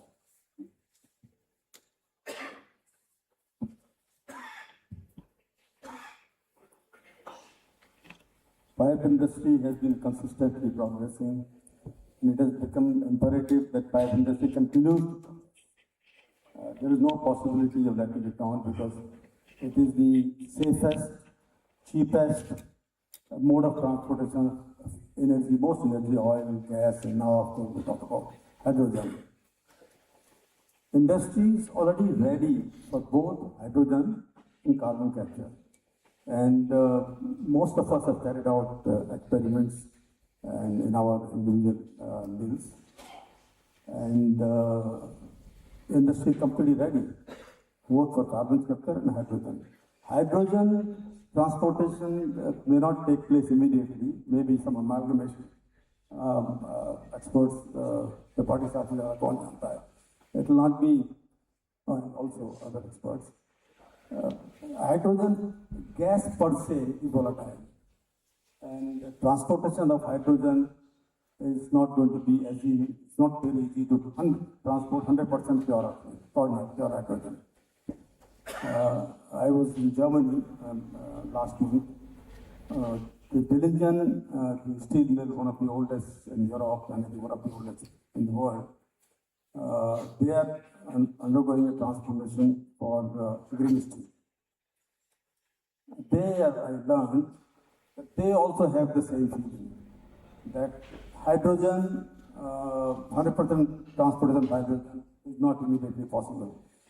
Blended, yes, there is a possibility. And some of the existing pipelines, we have not carried out any study, in my opinion, in India. Virtual pipelines are good for blended hydrogen, but most likely they will be if we carry out a study. In due course of time, I think the oil and gas sector will find out that yes, these are the pipelines which can carry out the transportation of hydrogen in existing form, or maybe with some kind of improvement. The important segment that I foresee is carbon capture. Carbon capture, to the best of my knowledge, I think USA already has about 25,000 kilometers of carbon capture line pipe. I have measured from there. And they are going to be by 2030, they are going to add another about 6,000 tons, 2050, about 80,000 kilometers of carbon capture pipeline. And it goes to the sea, it goes to the fields which are now decayed and pumped in there. So future of line pipe is unthinkable.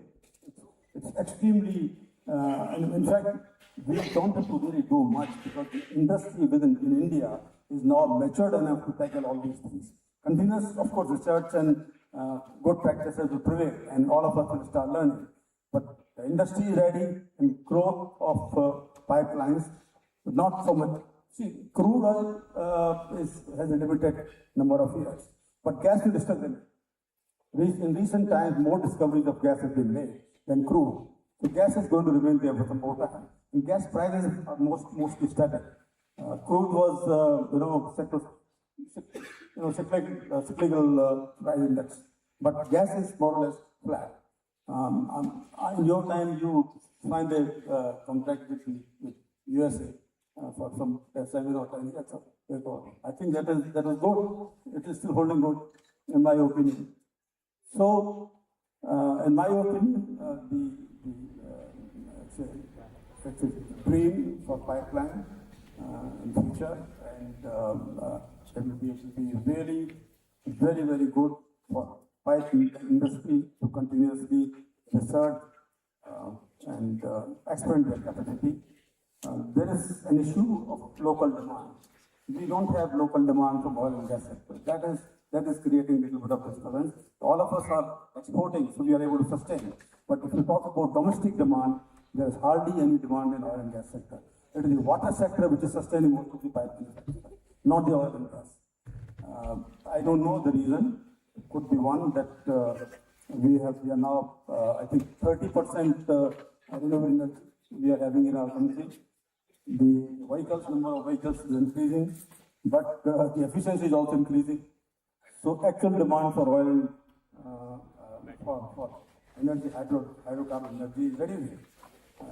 If you talk about the per capita requirement, it is not either static or anything. I don't have the number, but I believe so. That is all I want to say. Thank you, Shabhaji. Now I'd like to pose a question to you that, as they say that probably they see better future in water pipeline than oil and gas. That's what Sharmaji told, right?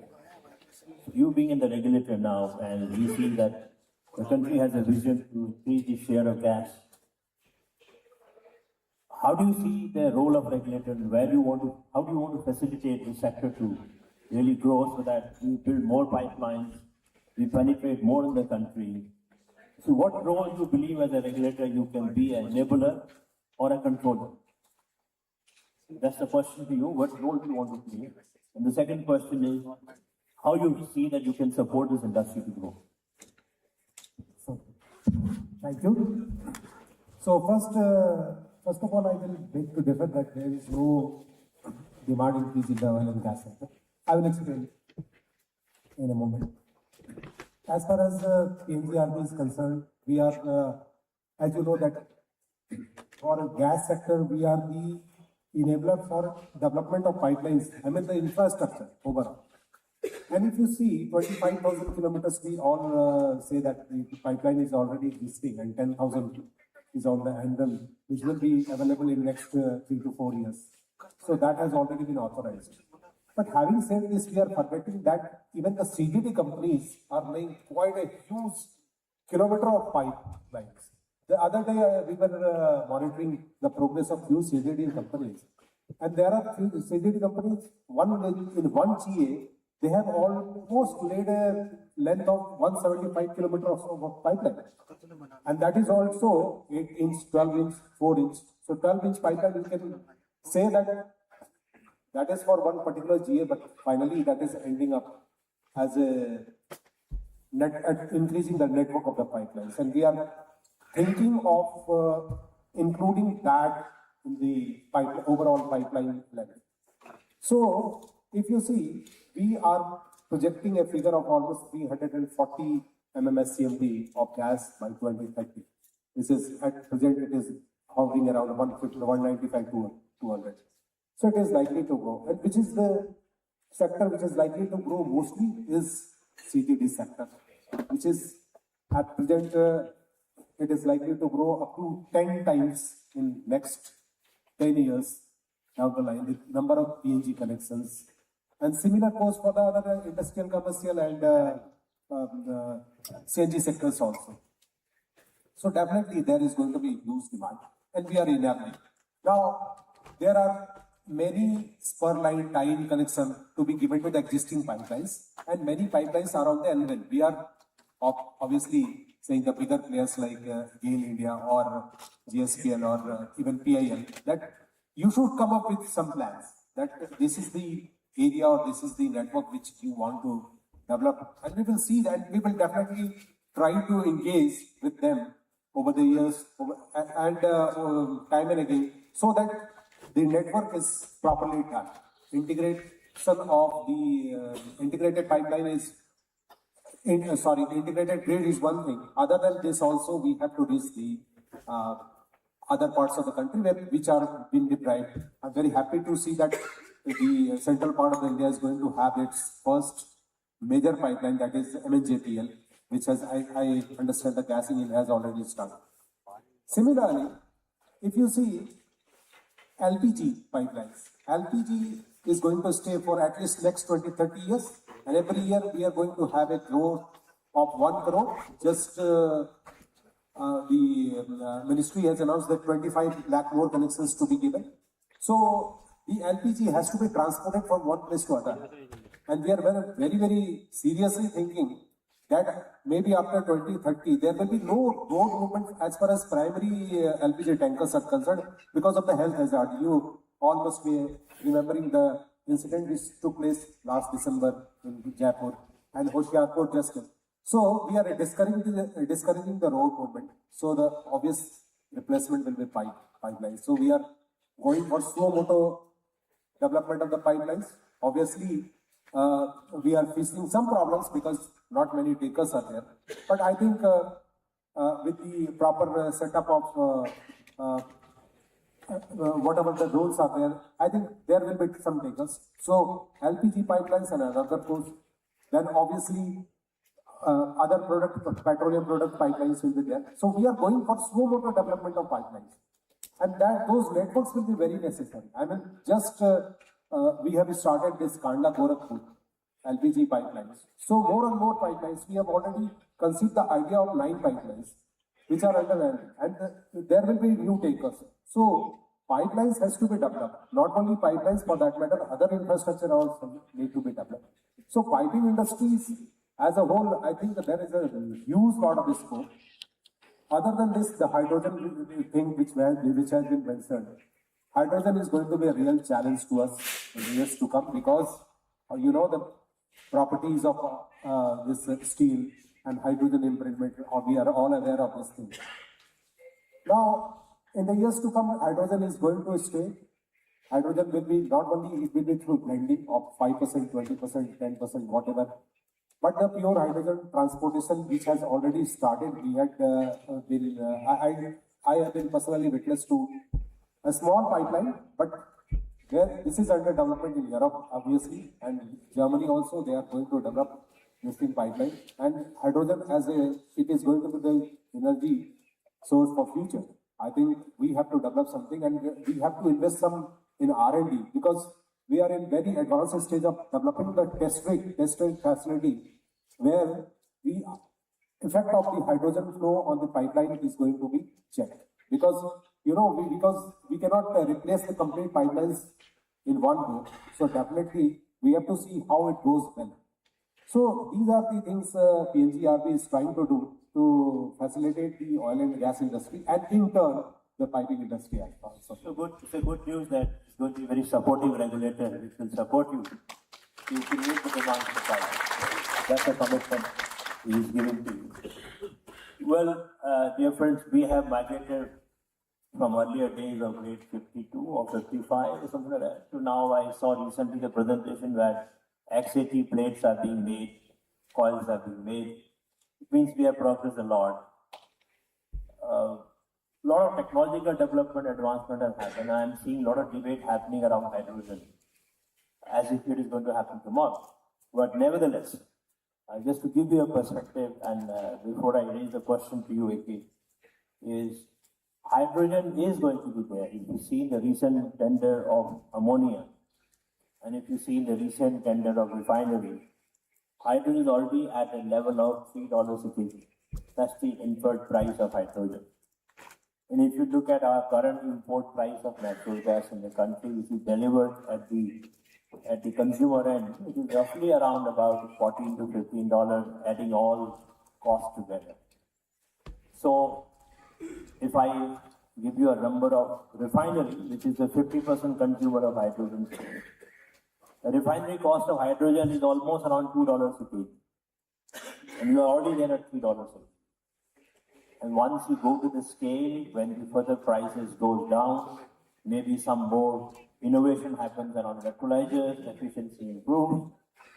People are expecting by 2030 hydrogen will reach to a level of $2.50 to $2. And that's time when hydrogen will find, if not a substitute, but a supporting to the gas.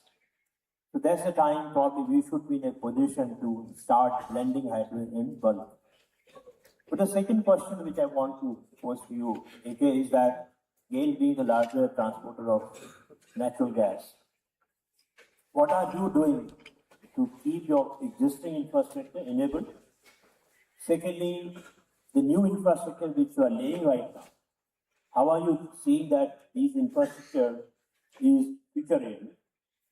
And the third question to you is that why are we not thinking dedicated hydrogen pipeline in the country?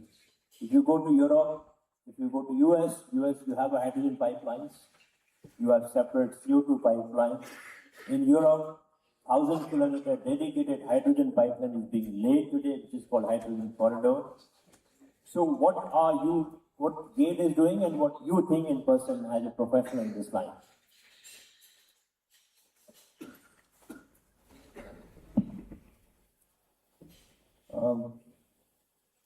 First of all, I thanks Ipma for giving me this opportunity to be in this program, and a very apt question at this stage the parties have asked. As far as GAIL is concerned in the field of hydrogen transportation or from one location to consumer center, like how it can be done and what role GAIL is playing at present. So in this case, we had tied up with the IIT Kanpur for a study where how we will be using our own infrastructure and what sort of repurposing will be required in case if we are utilizing our existing pipeline. So we had tied up with them, and some experiments are going on over there, like using the similar type of pipeline, what conditioning will be required in case hydrogen is to be transported through that. That is one thing, and meanwhile we have done some study with the IIT Roorkee also to see the possibility like how it can be done at a lower pressure. And moreover, if you know that Avantika Gas Limited, one of the joint venture of GAIL, there we had already started blending. Initially, it has been started with the 2% of hydrogen in the natural gas, which is getting supplied in the Indore city. And later on, and for all the requisite permissions from whether it is PESO or regulatory boards, we approached them and it was agreed that yes, it can be done. So initially it was done for 2%, and now we are that has been increased up to 5% for the low pressure supply, that is mostly to DPNG. And the results are encouraging, and hopefully in days to come it may become like for the CGD sector that all the low pressure network may have, at least they can go up to 5% of hydrogen blending in that. And for the new infrastructure or new pipeline for hydrogen, we have a joint working group with some of the stakeholders to see that like how we can lay a hydrogen pipeline. Like if I tell you one place, one of the plant which is coming up in Raigad district, that is PDS-PP plant over there. There we are having the excess hydrogen. So we are thinking that let it be that hydrogen which is getting produced as a byproduct shall be utilized by the nearby units. So we are working on methodology or what sort of infrastructure will be required to transport it from there to the nearest consumption center. And for the new projects concerned, basically, I still feel that the reach of natural gas has not reached up to that level where we should start seeing that this section, the natural gas is going to go down and some new alternative like hydrogen or something else will come in place sometime.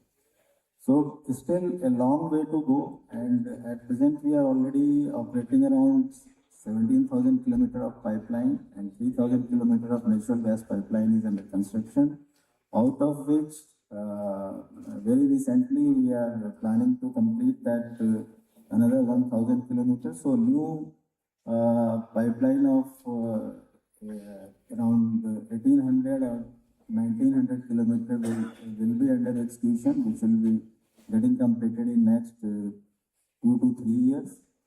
And I still feel that although trunk pipelines has been laid, but the real consumption centers has not yet been connected. So as Mr. Sir has indicated in his opinion that the CGD sectors has to be connected well, then only the real benefit of the this transition fuel can be taken place. So hydrogen still I feel has had to be in my language more lucrative as far as pricing part is concerned in coming years. So we don't see hydrogen happening so easily. Surely it will take some more time. That's the view of AK. So Kannada, I'm coming back to you. With your experience, you have been, 2 questions I want to ask you. As a project man, what are your expectations from the pipe industry? Because they all are here, and now you are in the same field where I am, same port, they are not in the sea.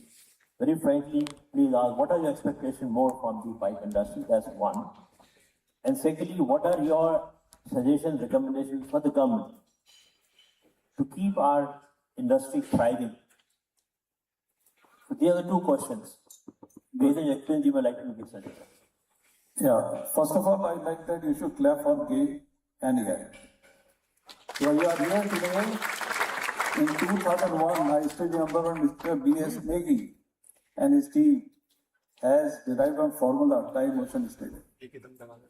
42-inch Dahej Vijaypur pipeline. That was the key point of transformation. And people used to say, Make in India has come, Make in India. Make in India, we have done it long back. So Talia Devi said, that is part 1.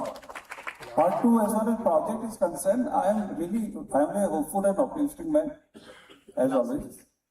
And pipe industry will be here. And what are the areas which are coming to my mind, because I am ex-Rampur, I am talking now. One is the rehabilitation of the pipeline. In US, most of the, after some aging of that pipeline, they go for rehabilitation. And here, one of the line, which I not quote, but it requires some rehabilitation somewhere. So that is one. Second is your water industry. That is coming up it will come up very fast, like in Delhi you need.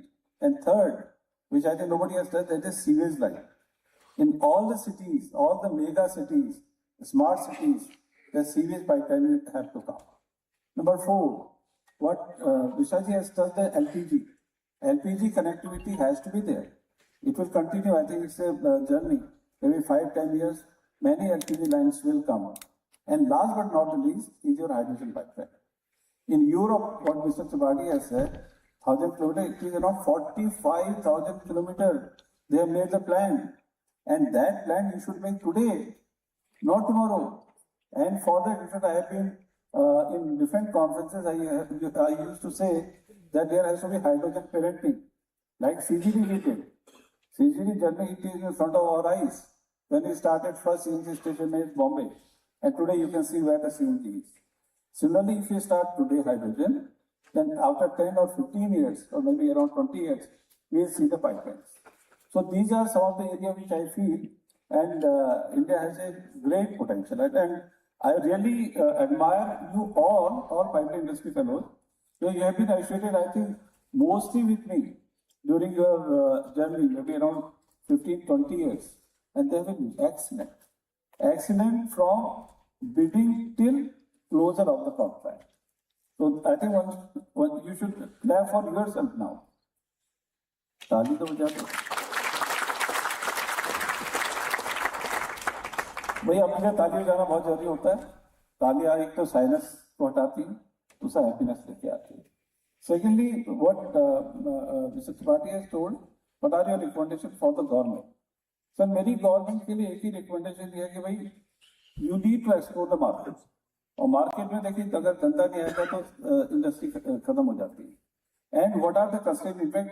I was talking to mister Purva that they should give a presentation कि what are the issues they are facing now, and it should be vice versa from industry side, like from industry like GAIL, or RIL and other companies where you supply your pipes, they should give the presentation here what are the constraints they are facing from your side. And from your side also it should come, and a charter may be developed, and by the time next IPMA comes, you have the solution for this.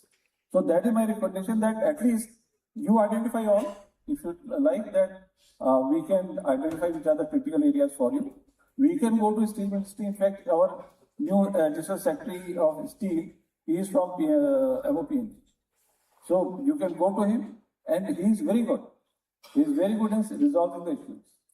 So at least if your 3-4 issues are resolved, then we are done. So these are some of the recommendations which just came to my mind. Thank you.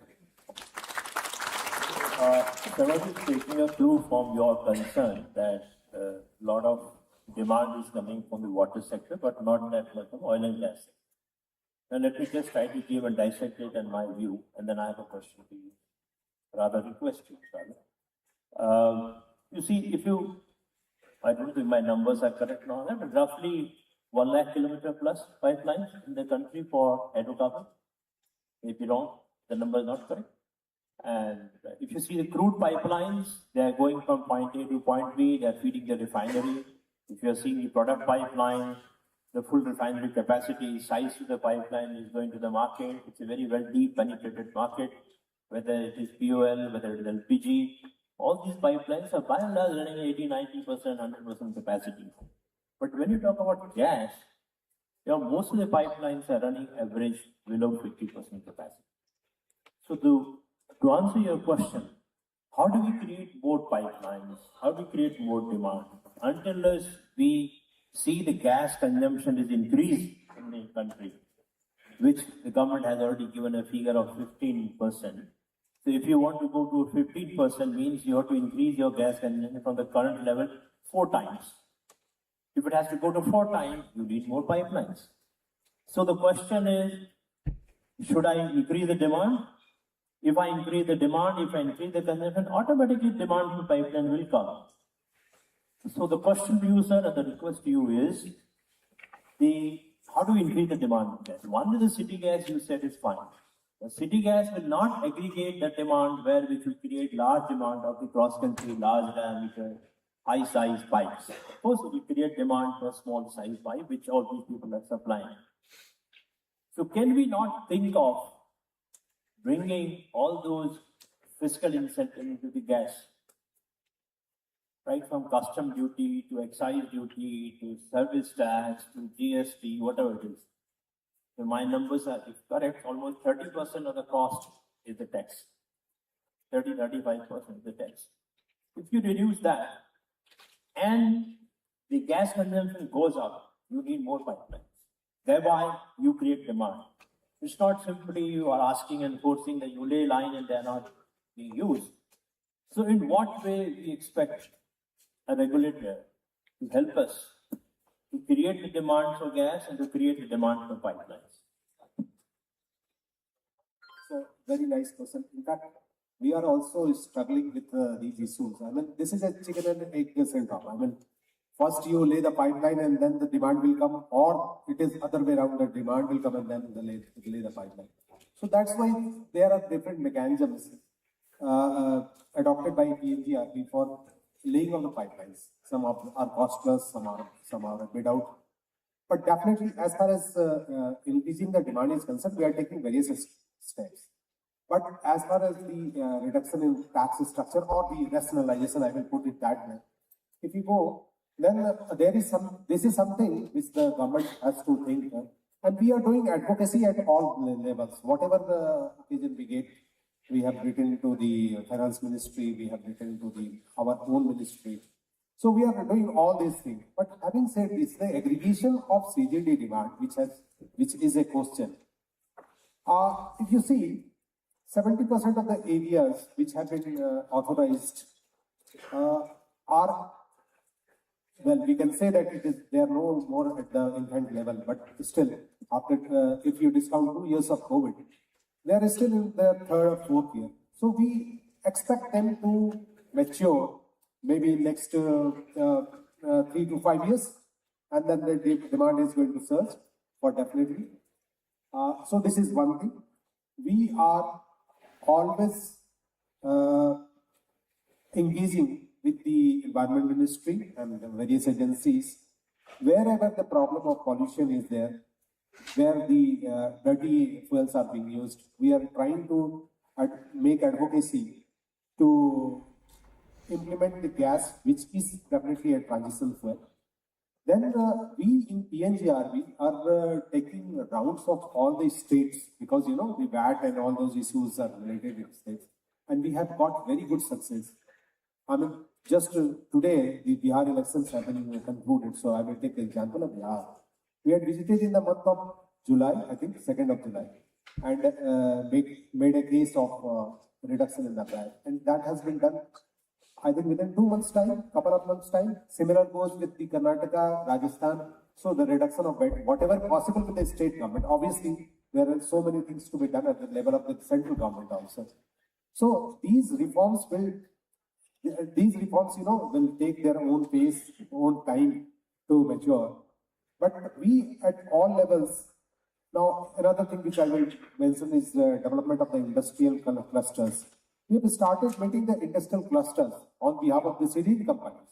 I mean, wherever possible, we are meeting them and we are advocating that we should adopt these fuels, natural gas. So all these efforts are though in bits and pieces, but taking together their effect. I think we are pressing a correct forward part, but okay, the results will be seen maybe in 3 to 5 years. And as far as advocacy is concerned, I have already mentioned, we are taking at all levels. And I hope that the government listens and finally, at one point of time, it matches with, if not coal, then other sources of energy, can match. And then the actual development of gas in the natural gas will take place. So that's may I supplement him? In fact, there are 2-3 more inputs. For audience, in fact, the gas share is around 6.2% at this moment, and government says it will go to 15%. वो जाएगा ही जाएगा, 10 जाएगा, 12 जाएगा, 8-10 साल में जाएगा ही जाएगा. So when gas demand will go, consumption will go, that pipeline has to come. That is number one. Number two, yesterday I was reading, in fact, there is some conference yesterday on data I put from somewhere, that PNGR with your EOI2 survey, desktop survey for 11,000 kilometers of the pipeline. वो आप लोग एक बार देखिएगा 11,000 kilometre desktop सर्वे हो रहा है. Third, in Vision 2040, what they have released day for yesterday, around 115 or 125 million gas they have allocated for CGD. So these are the sectors. In fact, you must go to or you ask some PNGR fellow to give a presentation to you. Where we are going, what is the plan? You know, Vision 2040 is declared now.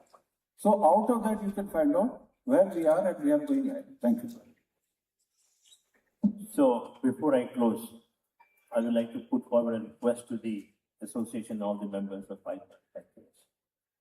We have all good and bad, sweet and sour memories with you. And as a collective, as an industry, we have reached to a stage where we call ourselves with an export house. And you know, a lot of efforts were done earlier to bring gas from Iran, Oman, Turkmenistan, Bangladesh. But the geography where we are, there are limitations.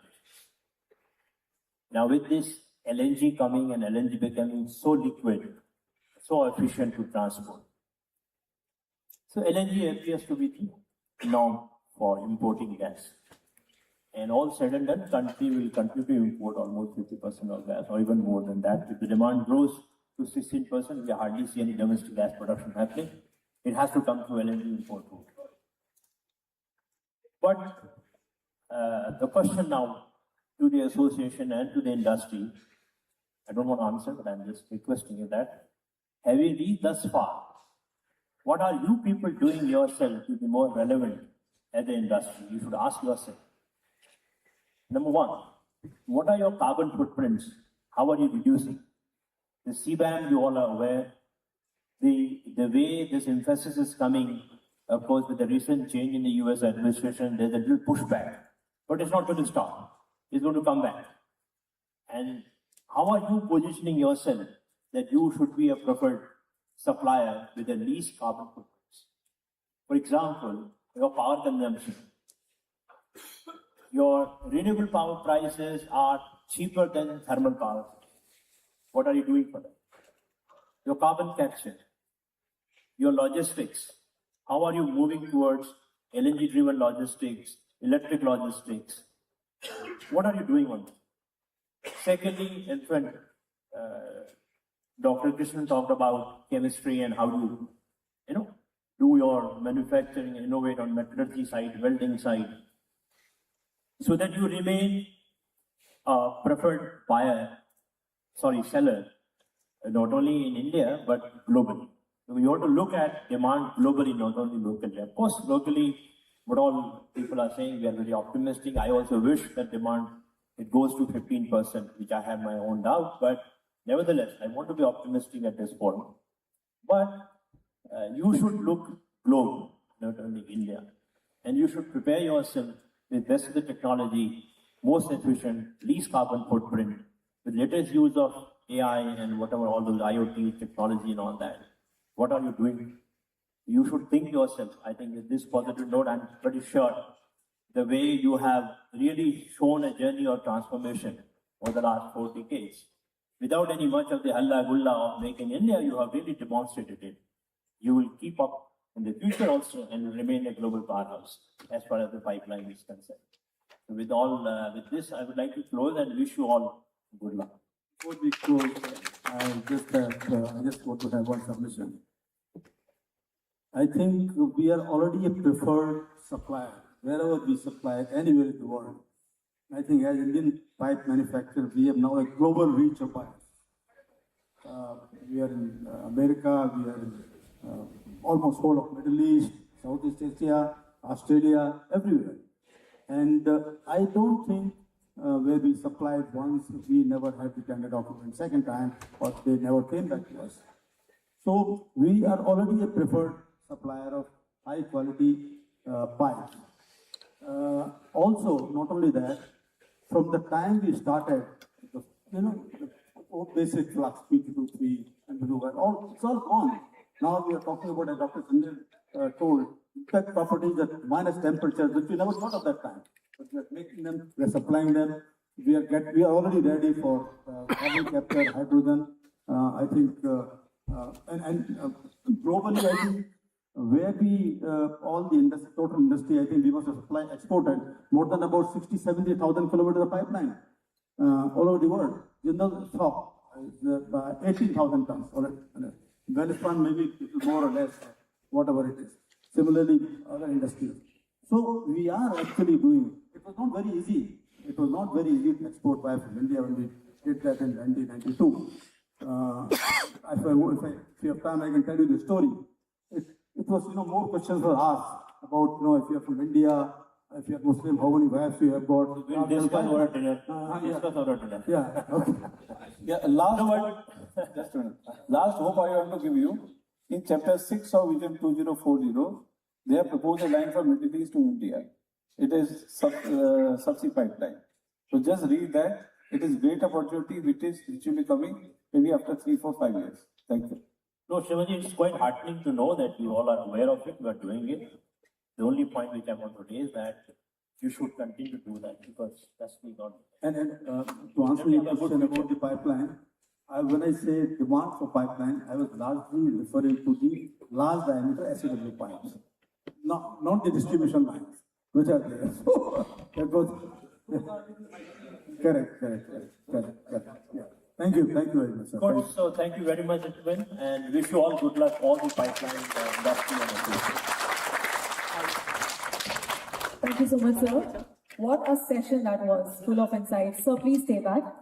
May I request Shri Naresh Singhal, Executive Director, Surya Roshni Limited, to kindly come to the main stage and felicitate our moderator and panelists.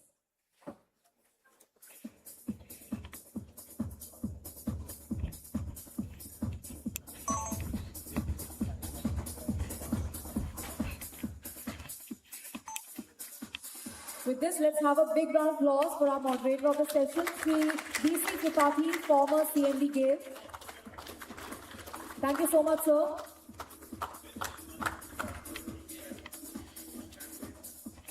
And now let's hear for our panelists, Sri Anjan Kumar Mishra, Secretary, PNG RB. Let's give him a big round of applause. Thank you for joining us, sir.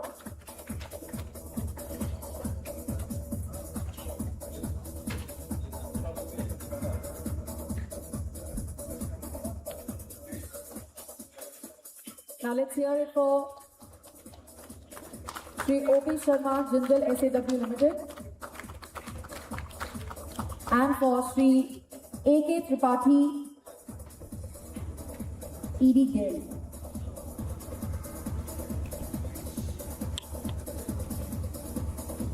Also, a big round of applause for Dr. Ashutosh Karnatak, former Director GAIL.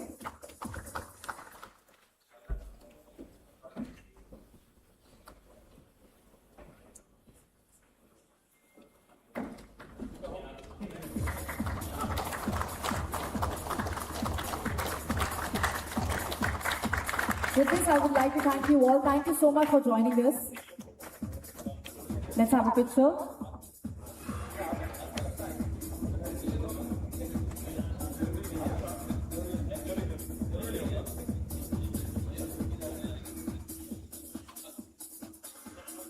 A picture with the mementos.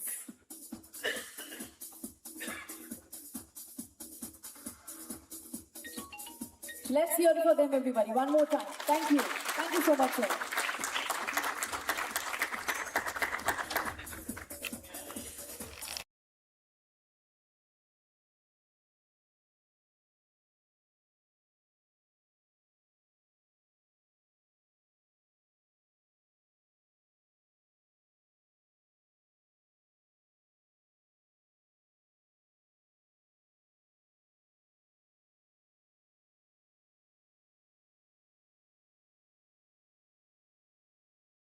लिया battery बिल्कुल वो जब वो शुरू हुआ था ना तभी बोल रही थी Now, Moving पूरा ही further, खींचा मैंने we would like to take a moment and felicitate all our visionary leaders for their remarkable contribution. May I request Shri Prashant Sangvi, whole-time director, Ratnamani Metals and Tubes Limited, to kindly come on main stage. थोड़ा बहुत time लग ही जाता है. Big round of applause for sir. Who will be felicitating Shri DC Tripathi, former CMD GAIL. Let's have a big round of applause for sir. A mechanical engineer with over 38 years of experience in the energy and infrastructure sector, Mr. Bhuvan Chandra Tripathi was the youngest person to become a chairman of any Indian public sector company in 2009. He was one of the founding employees of GAIL in 1982 and went on to becoming chairman and managing director of the organization for a decade. Let's have a big round of applause, sir. There's so much to learn from you, sir.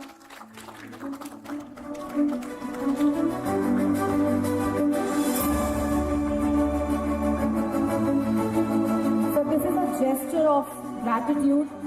Thank you for joining us, for being here with us. Big round of applause for sir.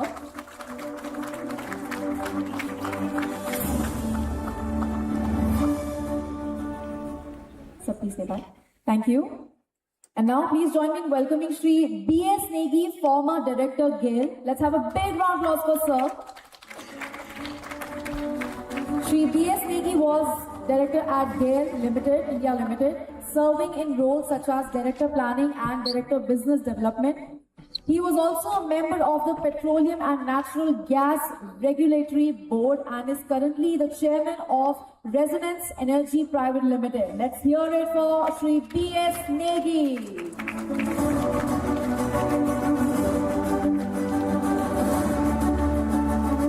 Thank you so for joining us and for being here with us. This is a token of appreciation, love and immense regard from us.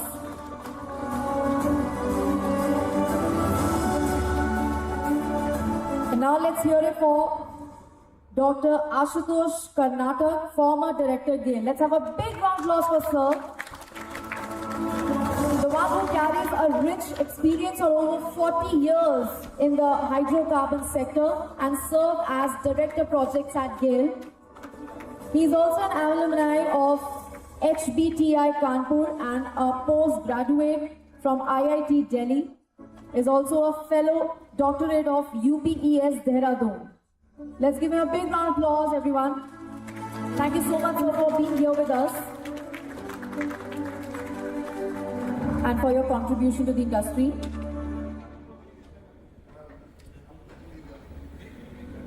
And now, thank you so much, Prashant sir, for coming to the main stage. Thank you, sir. And now we invite Shri O.P. Sharma, Senior Advisor, Jindal SAW Limited, to felicitate our other distinguished delegates, please. So can we have you here on the main stage? Thank you. And now please join me in welcoming Shri A.K. Purwaha, former Chairman and Managing Director, EIL. Big round of applause for sir. Mr. A.K. Purwaha is an electrical engineer from Delhi University and has more than 35 years of extensive experience in oil and gas sector. He also took over as CMD Engineers India Limited in 2009. Thank you so much, sir, for joining us this evening, for taking out all your valuable time and for making it to IPMA. Big round of applause, everyone. Let's just not stop applauding.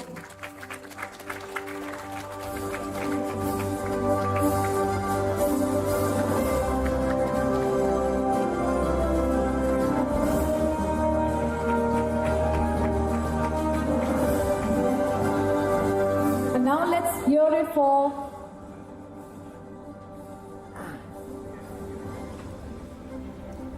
Thank you, sir, for joining us. Now let's hear it for Shri Ashwini Soni, former Director, Engineers India Limited. Big round of applause for sir.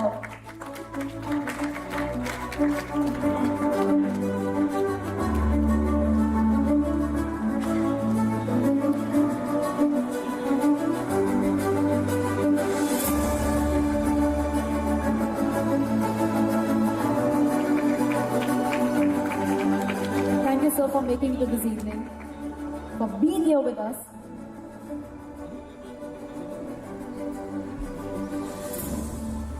And please put your hands together for Dr. V.R. Krishnan, former Executive Director, EIL.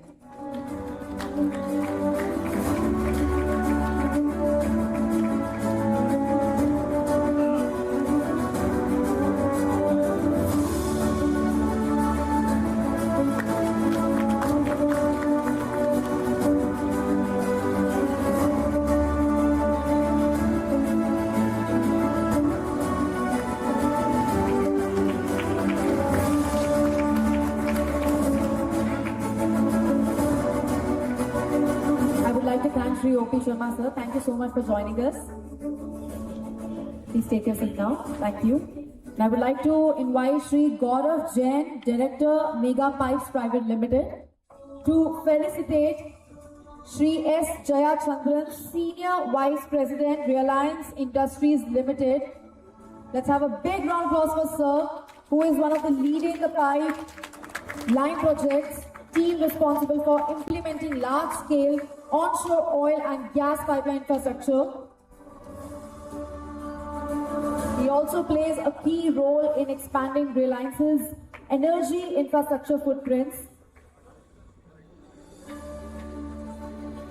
Thank you, sir, for joining us today. And now please join me in welcoming Shri A.M. Uplenchwar, former Director, Indian Oil Corporation Limited. Let's have a big round of applause for sir. Following his tenure at IOCL, he became the CEO of PMC Projects India Private Limited. Let's hear it for sir.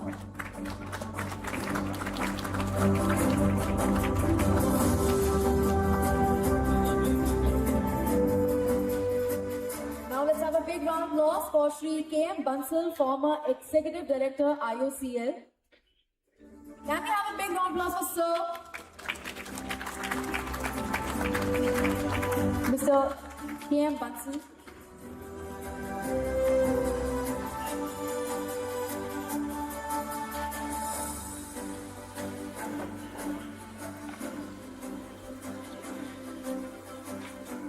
I think he's not here right now, but thank you so much, sir, for joining.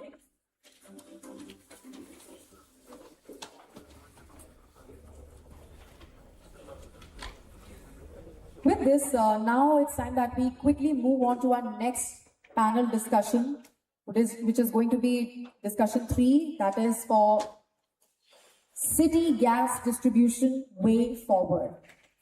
And leading the discussion, our moderator for the session is none other than Shri B.S. Negi, former Director, GAIL. Let's have a big round of applause for sir. So please join us. And now let's hear it for our panelists, Shri Kapil Kumar Jain, ED GAIL. Let's have a big round of applause for sir. He leads the LNG vertical at GAIL, spearheading the development and adoption of LNG as a transport fuel across India. He also serves as the coordinator of GAIL's CDG, joint venture companies overseeing strategic operations and regulatory engagement. He is also recognized for his leadership in expanding India's clean energy infrastructure and advancing sustainable fuel solutions.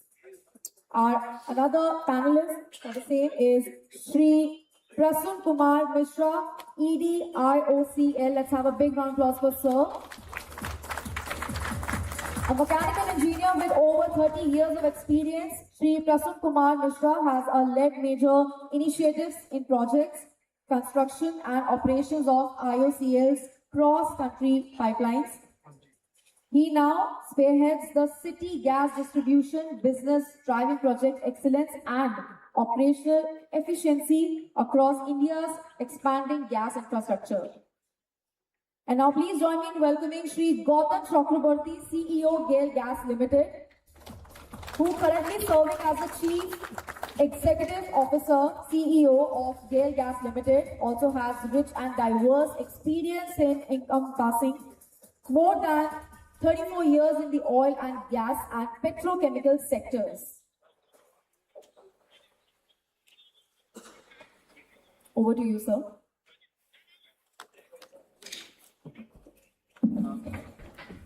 Also, we are open for the questions. Please feel free to ask the questions. Thank you. Very good evening to all of you.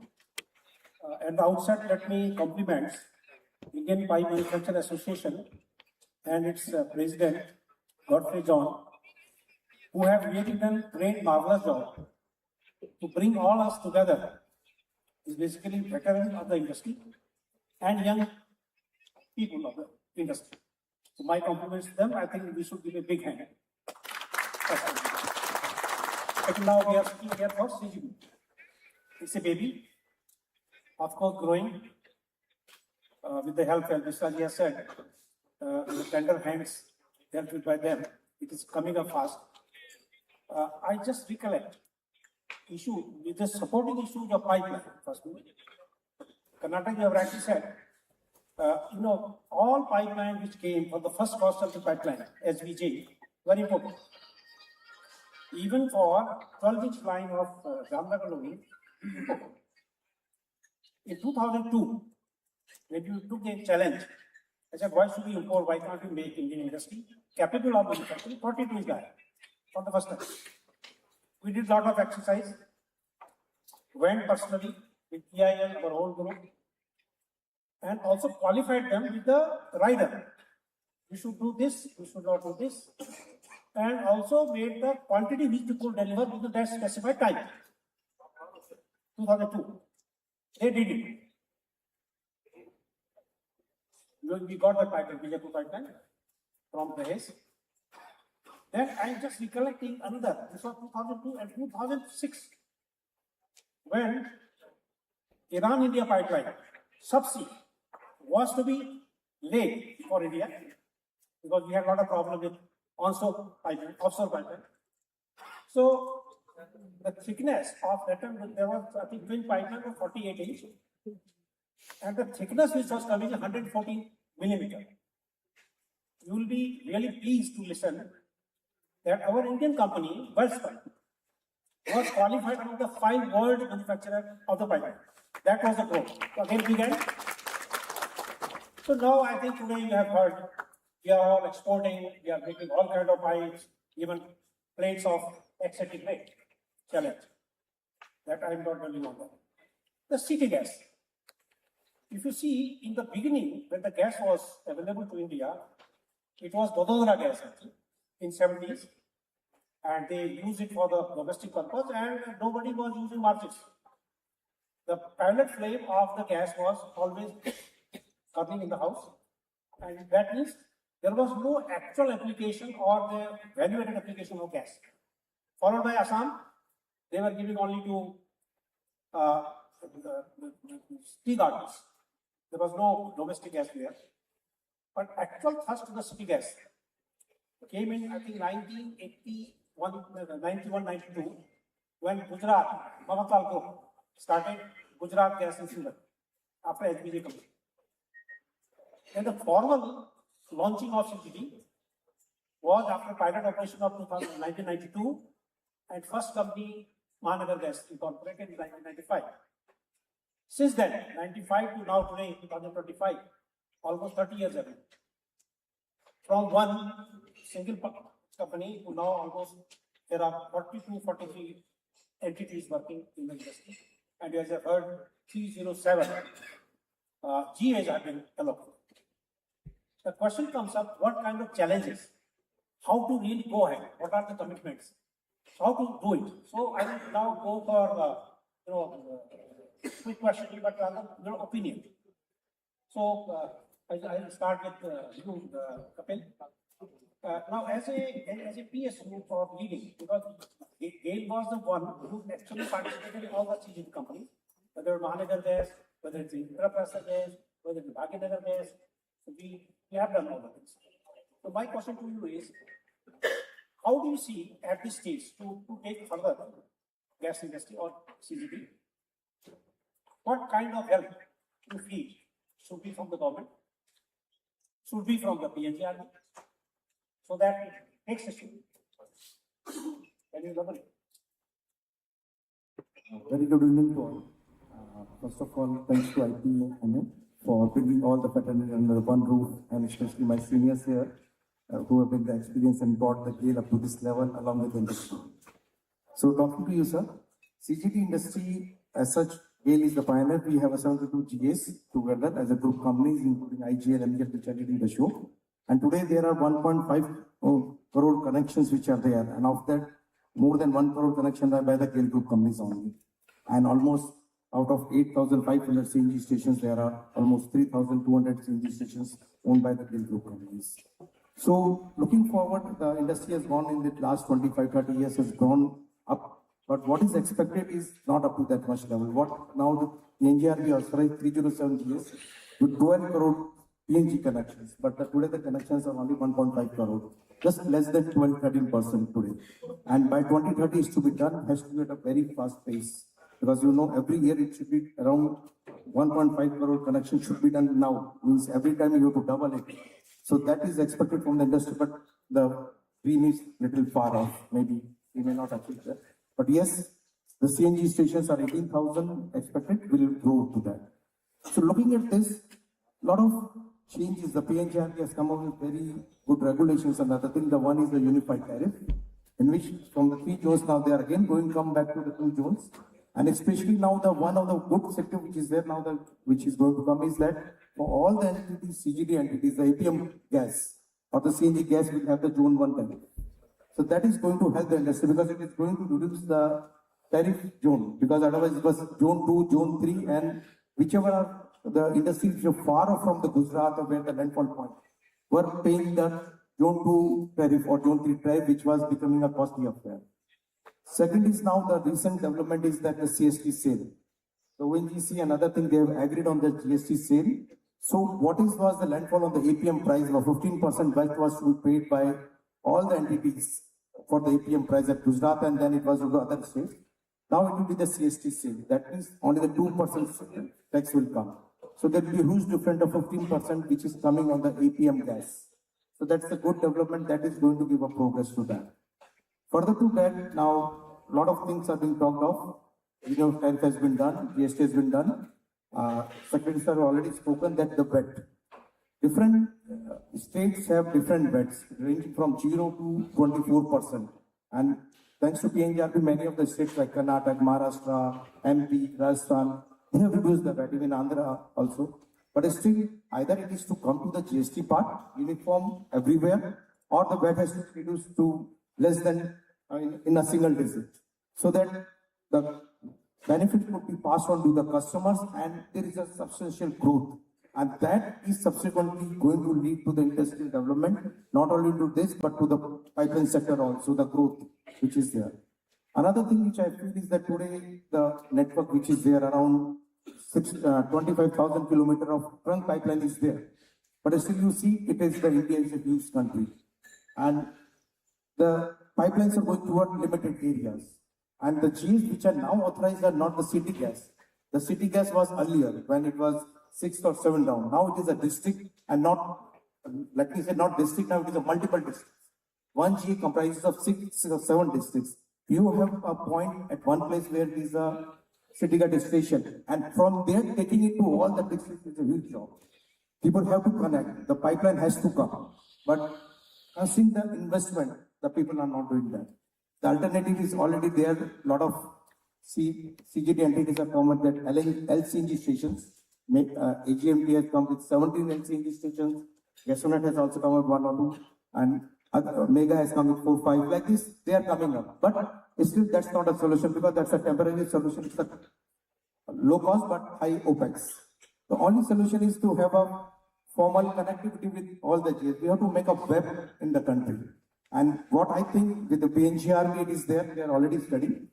We have to study these areas. From the main trunk pipeline, we should study these GS, these districts are connected.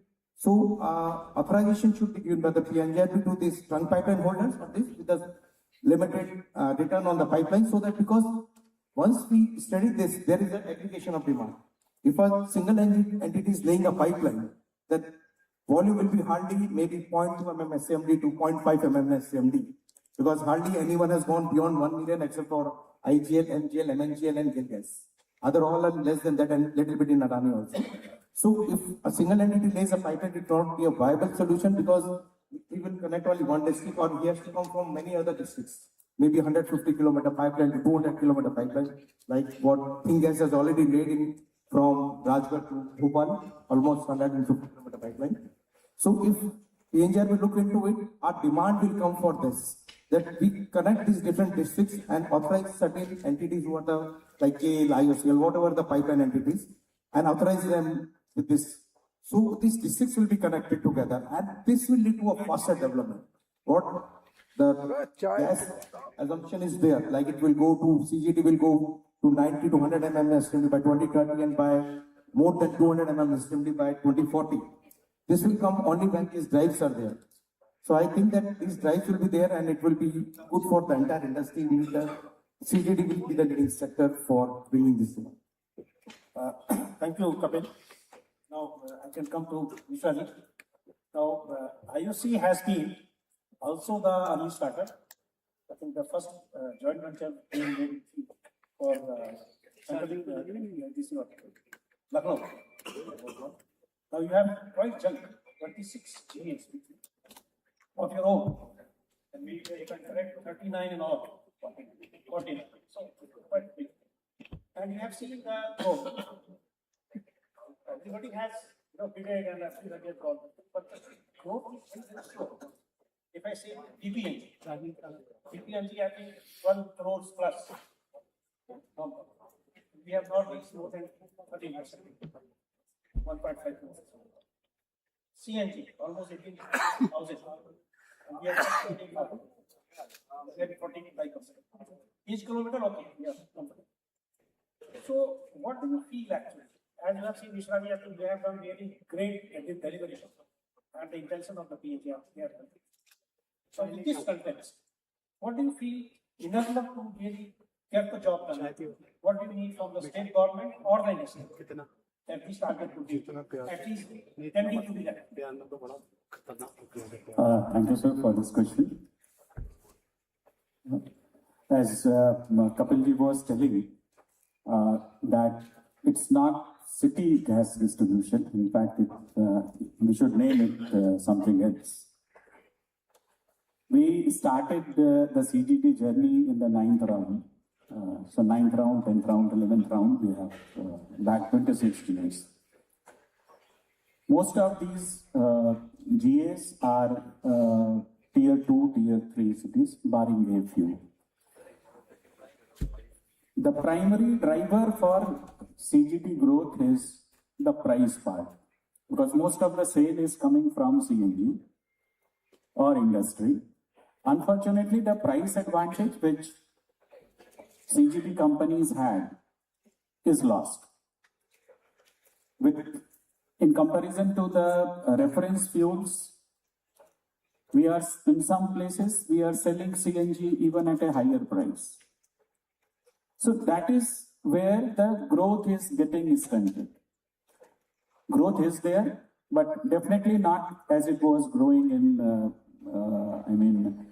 around 20s. What we need from the government is, one is, as Kapilji said, that tax rationalization. Natural gas is still under VAT, and it ranges from 3% in Maharashtra for us to 24% in JNK. His secretary sir told that in Bihar he got it rationalized. Sir, I would like to say that it has been reduced to 12.5%, not 3% as in Maharashtra, and even that is also yet to be implemented.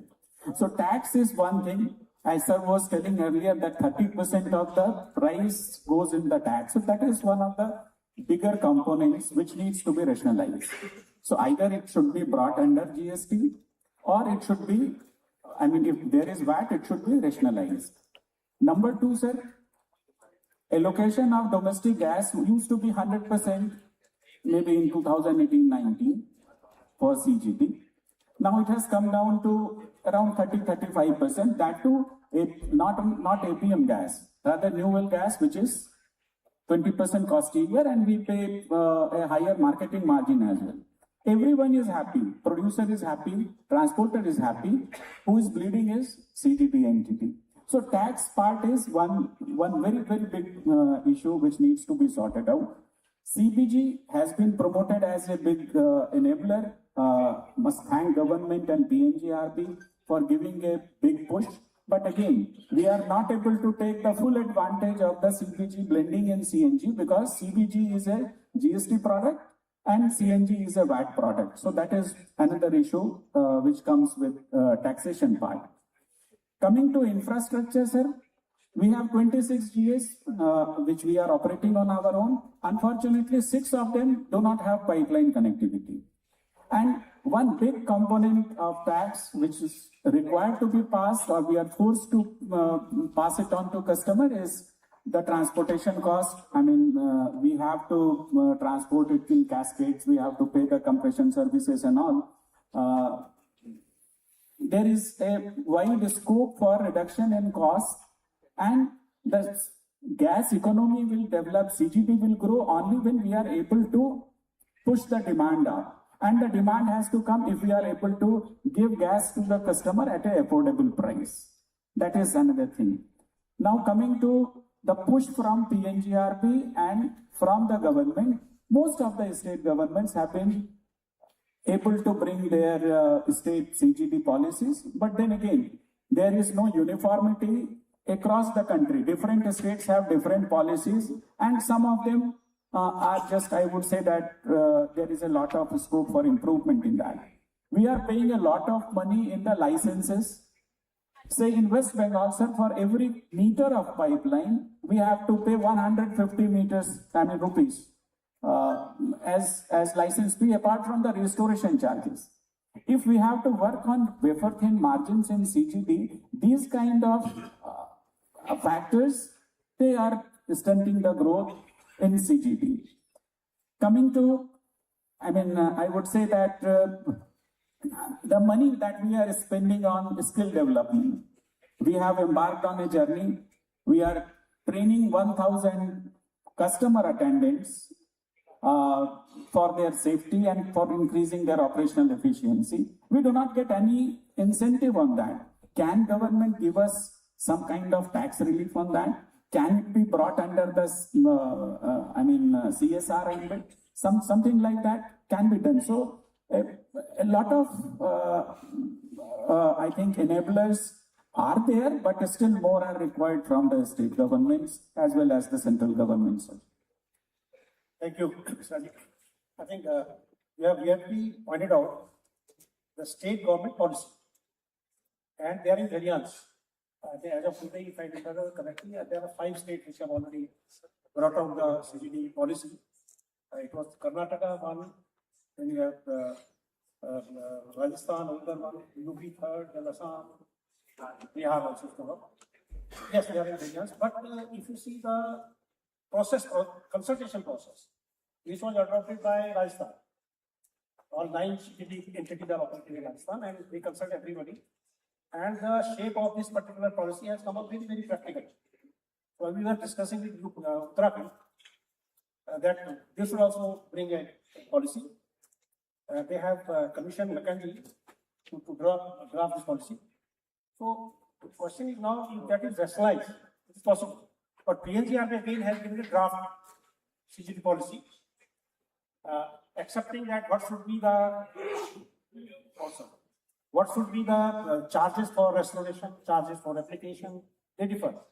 So this registration could also help, and I request Mr. again, when we really go here and there for some cities, state government meeting, this could be taken up as just in report. They also want it. Second comes the land, especially the hillside areas. Very difficult. Existing IOC, BPC, FPC, all pumps, they do not have the space for accommodating CL. Very difficult. So if there is a approach, coordinated approach from PNGR, it is very effective. They can give the land at the concessional rate or even 30 years, 50 years, lease basis. That would also be reduced. Very important. Now come down to Gautam. Now, if you see, This point we have already raised. So what do you feel? Because you have vast experience in GAIL as well as gas now. PNGRB has been doing a lot of help, either tariff rationalization or your extension of the pipeline, or even supporting you for LNG transportation for small LNGs. A lot of things. So combining efforts of PNGRB and getting assistance, what kind of thing you want. What do you feel the more implementation of CGD would take place? Because when you go by, let's say, gas-based economy for India, 2030, they say 15% of the then primary energy consumption, not now. We translate about 600 CMT extra gas, of which CGD was supposed to have 150 as per that. And PNGRB also had studied, they have commissioned Deloitte and ICF. Their figure of 2030 comes to 2040. That's to go. Now, to reach that level, what do you suggest should be the step taken as a coordinated factor of the state government, by PNGRB for the India, and also for GAIL to extend the pipeline? That will come later on. So, what do you feel? Thank you, sir. First of all, I want to thank IPMA for giving me the opportunity to be the part of this discussion. And so many pipeline manufacturers are sitting over here, and I don't want to lose this opportunity to share the typical problems of CGD entities related to the pipeline manufacturing process, so that you can work on it, and if you can give us that solution to us, it will be a great help. As far as the steel pipelines are concerned, we know that we have got enough capacity, and the sizes generally CGD entities are using is from 4 inch to 12 inch, so it is bread and butter for you, and the grades which are being used by us is also very nominal grade, so it is not a challenge for you. And you know that the major challenges that we are facing is with the other components of the CGTs, and as you are a pipeline manufacturer, so I will emphasize on that other product like PE pipeline and GI pipelines. Specifically the PE pipelines, it is the huge quantity of PE pipelines are required by the CGT entities. As you know that we have to within 3-4 years, we have to complete around 14 crores of household connections. So we need a huge PE quantities with us. And the typical problem with the PE is that with the CGT entities is that one is that identification of the PE pipelines underground. It is extremely difficult to identify the PE pipelines which are laid underground. So we have tried, as far as GAIL is concerned, we used to have the steel pipeline, so we use tracer wire, that is a metallic wire embedded in the PE pipelines, and we have purchased those PE pipelines, but it is not of a great success because most of the PE pipelines are laid through a HDD process, and when we do the HDD process during cooling, those metals are coming out from the body of the pipe. So if you can have some solution of those pipelines, it will be a great help, not for the CGD entities, but for the nation, because huge number of accidents have been taking place now in the CGD areas because the PE pipelines are softer and people used to damage those pipelines during the construction activities. So if you can have any solution where I can identify the PE pipelines, how we identify the steel pipelines, if it is possible, then it will be a great help for the CGD entities. And second one is that another accidents taken place is that the rodent bite of the PE pipelines. The rodents are used to bite the PE pipelines, which damages the PE pipelines, and gas leakage has taken place, and then the accidents takes place. So if we have tried with mixing of some chemicals with those pipeline manufacturers, but it is not of a great help. So these are the two things I wanted to share because I will not get this type of opportunity to speak in front of so many pipeline manufacturers. Now I come to the CGD, the typical CGD issues what we have told. That, sir, for expansion of CGD, we need at least three things, because there are so many challenges with these entities, but we need three supports from all, including the regulators and the governments. One is that taxation reforms, which is already talked by the Mr. and Kapil. The second one is that if you see that there is one challenge that CGD entities facing is that exclusivity period, because we have already these are already bidded pipelines, and we got those deals through bidding process where they have already accepted that thing that exclusivity period is there when we accepted those GS with us. But the growth of CGTs, as you have told, that it is not that much, that if we implement that exclusivity period to most of the CGT entities, they will be vanished from this particular, because now we have requested PNGRB a number of occasions that these CGT entities should be bifurcated based on that their maturity period. Suppose some CGT entities are matured, which are 25, 30 years old, and they got support from the government or the courts to develop their networks. But the CGT entities which are allocated in a later period of time, they have not grown to that particular level where this type of braking mechanism can harm that CGT entities to grow further. That is one challenge which probably PNGRB is already considering, and hopefully that will get some positive results out of it. Second, what Kapil has told, that the connectivity from the trunk pipeline is so far away from the CGD entities, and it is very difficult for a CGD entity to lay the pipeline 150, 180 kilometers from a trunk pipeline. That is a major challenge for the CGD entities.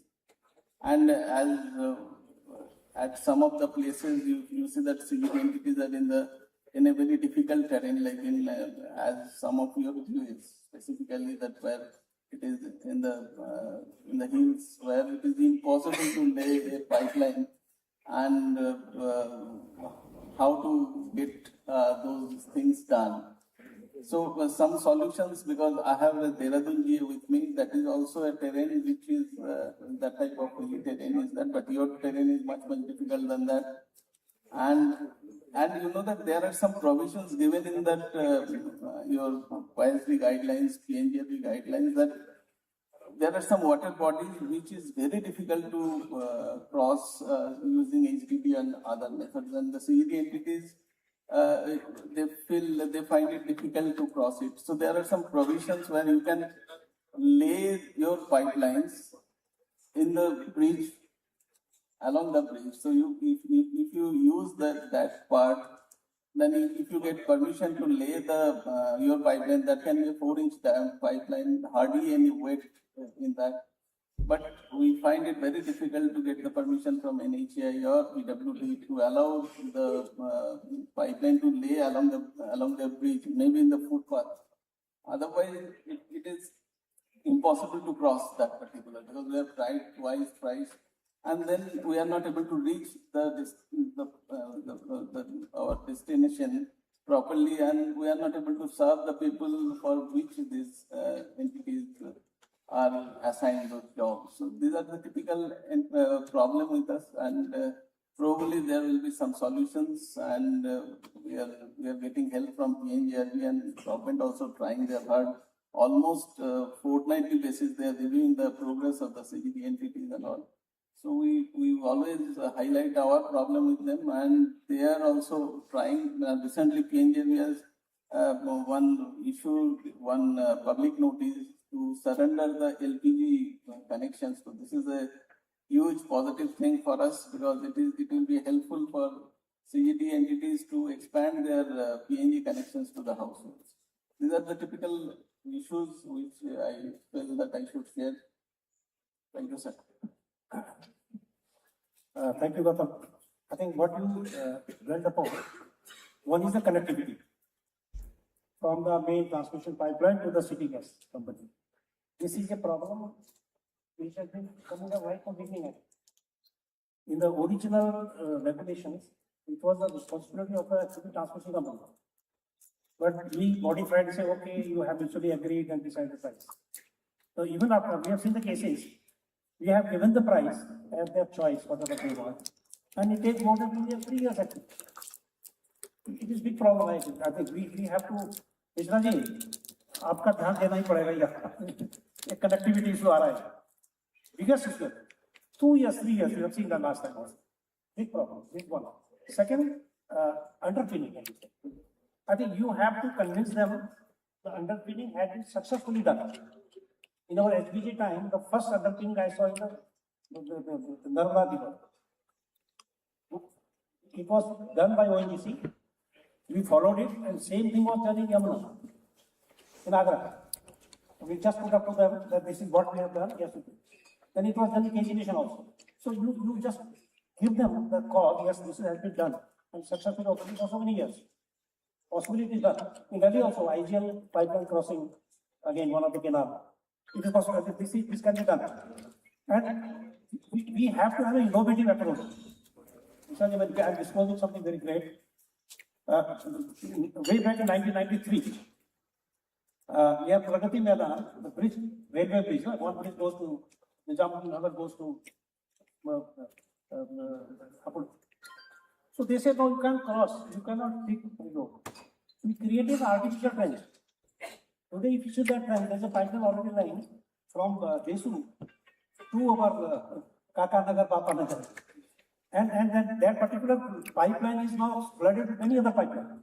So that kind of approach we have to have and convince us that it's safe. This is very, very important. So licensing with the state government is also there. And I also recollect the kind of help which PNGRB has rendered, especially even for the last mile connectivity. Even for your, I come back to you, Kapil Bhai. Now, you said gas is limited. As you have said, it's a very big problem. Gas is limited, APM gas is also 30, 40, 50% is not coming in. So, you are right. Those first comer or first beginner were based on the gas allocated to them 100%. Then develop the situation. So, it is you are going to bid number as high as 60 lakhs. So that we don't get APM. So it's very difficult actually. So your point is very correct. Now to lessen the weightage of this pricing, you were thinking to have, let's say, SSLNG take to the site where there is no connectivity, probably a short time gap solution we can provide. Then CBG, synchronization scheme of Government of India, that also can you highlight on that? It will be little assistance to the CGD to get at least a less tariff gas and also to have the less price gas. Can you elaborate on When we talk of CBG, the story is 2018-2019 onward when the setup scheme was launched. But still, you can say still it is at the nascent stage only. Today, you have around 130 CBG plant operational with almost 1800 metric tons of installed capacity. But the production is only 200 metric ton, only 250,000 SCM per ton. So if you really see the World Forum report on the biogas, it says that the sources which are available in India, the mud press, the agricultural waste, the municipal waste or the cow dung, the capacity of India is 60 million metric tons. That is almost 200 MMSMD plus gas, which is what we are consuming today. If the entire those sources are used, this is the potential. But having said that, the progress is not there. I told the story that gas is only 800 metric tons, but it is expected to grow in next 5 years with a push at least 10 to 15 times. So the CBG is the alternate to the gas, which is the shortfall. Now APM is a shortfall. We can look for our CBG. Lot of thrust has been there with the government. First, not only the public sector where there is a lot of pressure from the government to give the build up this one. In the Satat scheme, there was 5,000 LOIs were given, but the active LOIs were only 250 to 230 only. But now they are coming up, GAIL, IOCL, BPCL, they are coming up with various CBG plants, like GAIL is coming with 30 CBG plants.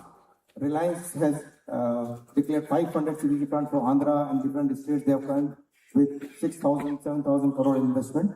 So CBG, the way the government is promoting now, the Satat is the one scheme. Second is the CBG synchronization scheme, where we are giving 1,478 rupees per MMBtu gas is being given, the price which we are giving to the CBG producers, and the same gas is being given to the CBG at the UBP price. So that's what how the government is promoting. GAIL is aggregator for that. So there's a huge chunk that and this gas is over and above the APM price. So everyone wants that CBG, but the problem is that the plants have to come off last.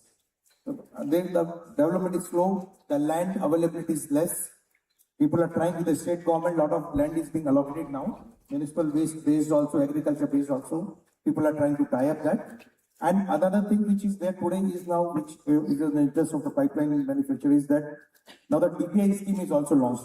Because once this volume comes, it can be only lifted today by the way of the compressed gas, means CNG. So you require cascades, lot of cascade to do that, which the CBG entities are doing now. But then that is coming at a cost. And that could be served within a 50 or 100 kilometer only. But if you have this much of production, if they're going to manifold by 10 to 15 times in next 4-5 years, you require to have a connectivity with the grid. You have to inject it in the pipeline. That's what the government is coming with, the DPI scheme, direct pipeline injection scheme, where now GAIL is coming up with the two sectors where they are connecting the Punjab. One is IOCL is coming up. So around two schemes, one will be 50-60 kilometer of network which GAIL has to lay, another 60 kilometers. I think IOCL will be laying a similar thing. Okay. So those kind of grids will be made, and that will be able to inject this one. So those still have to. Thank you. Now finally, Mr. Rajesh, only 3 points. What do you feel to really accelerate the growth? As I said, growth is not expected, but bidding also same. So 3 points which you feel, help from the government, help from the PNGRB, help from the industry, or help from the customers. What do you feel actually to accelerate the growth? Finally. First is improvement in taxation, tax structure. Bring gas under GST regime, then only we are able to get the benefit of GST on gas as well as CBG, what Mr. Jain was telling, number one. Number two is infrastructure. Please facilitate that cross-country pipelines are laid to the CGD GAs. It's a difficult cup of tea for CGD entities to invest so much of money in laying cross-country pipelines. Right now, sir was talking about, bridge attachment crossing. Ashok Nagar is one GA, very small GA. We sell only 1,400 kg gas there one day. And we have invested close to 100 crore rupees in laying a pipeline across the Sindh River. After failing for 1 year in crossing that hard rock HDD, we had to lay it through bridge attachment. Government was kind enough to give us that permission. We have not been able to lay a pipeline across Krishna River in Guntur because it will come at a cost of 160 crores that the trunk pipeline operator has told us. My request to PNGRB and government is that cross-country pipeline connectivity must be done at the expense of the trunk pipeline operator, not at the cost of CGD entity. And the third is licenses and permissions. Please rationalize the charges for permissions. We have issues in, say, national highways. National highways are also, widening. CGD entities are also laying the pipeline, and there has to be some overlap between the two utilities. So either there should be utility corridor. When NH procures the land, when it acquires the land, they should acquire the land for the utility corridor as well. Maybe that cost may be passed on to the CGD entities also. They may be asked to share it.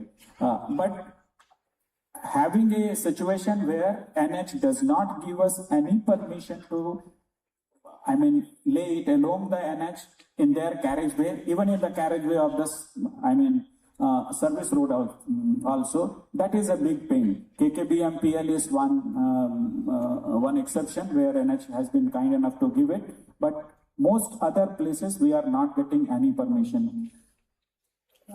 Giving land at cheaper rates, we are struggling to get government land in so many places because land cost is either very, very high or they are simply not available in the vicinity of the valve location from where the CGS has to be laid. So these three things, taxation, infrastructure and licenses, are briefly summing up my points on that. Thank you. Thank you. Prasun Kumarji, let me thank my panelists because there is time constraint now. So thank you very much, Mr. Ji and Gautam Chakravarti and the staff and all the participants for their perseverance. Thank you so much, sir. May I now request Sri JC Mansukhani, CEO Mega Pipes, to kindly come on stage and felicitate our moderator and panelists.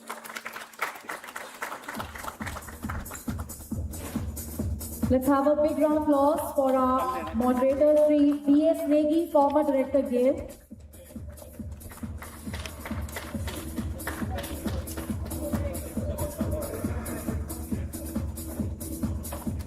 Big round of applause, everyone. Thank you. And now let's hear it for Sri Prasun Kumar Mishra, ED IOCL. Thank you so for joining us.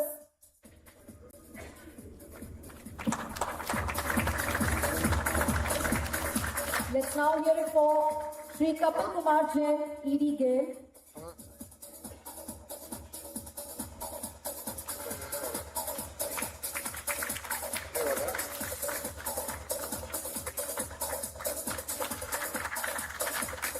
And now we will have for Sri Gautam Chakraborty, CEO GAIL Gas Limited. Let's hear it for all of them. Thank you so much for joining us and for this insightful panel discussion. That was a wonderful session. Thank you, sir. ओ भैया इसको हटा यार. And now we are also joined by a visionary leader who continue to inspire and guide the industry. Let's have a big round of applause for Sri K.M. Bansal, former ED IOCL. May I request sir to kindly come on stage. And to felicitate sir, I would like to invite Sri Gaurav Jain, Director Mega Pipes Private Limited.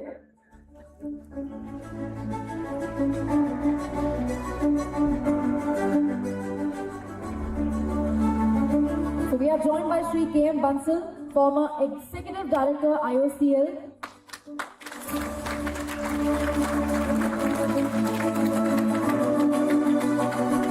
The one who held position as Director on the board of BRTL and EIL.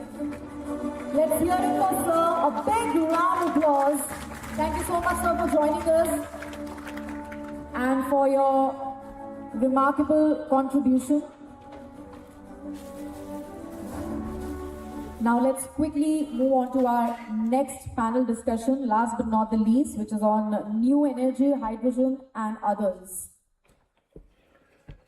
And the moderator for this session is Sri S. Jayachandran, Senior VP RIL.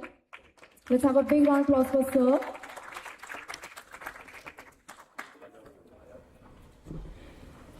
And panelists, Sri Sanjeev Sharma, VP, BD and CS, GH2 Solar.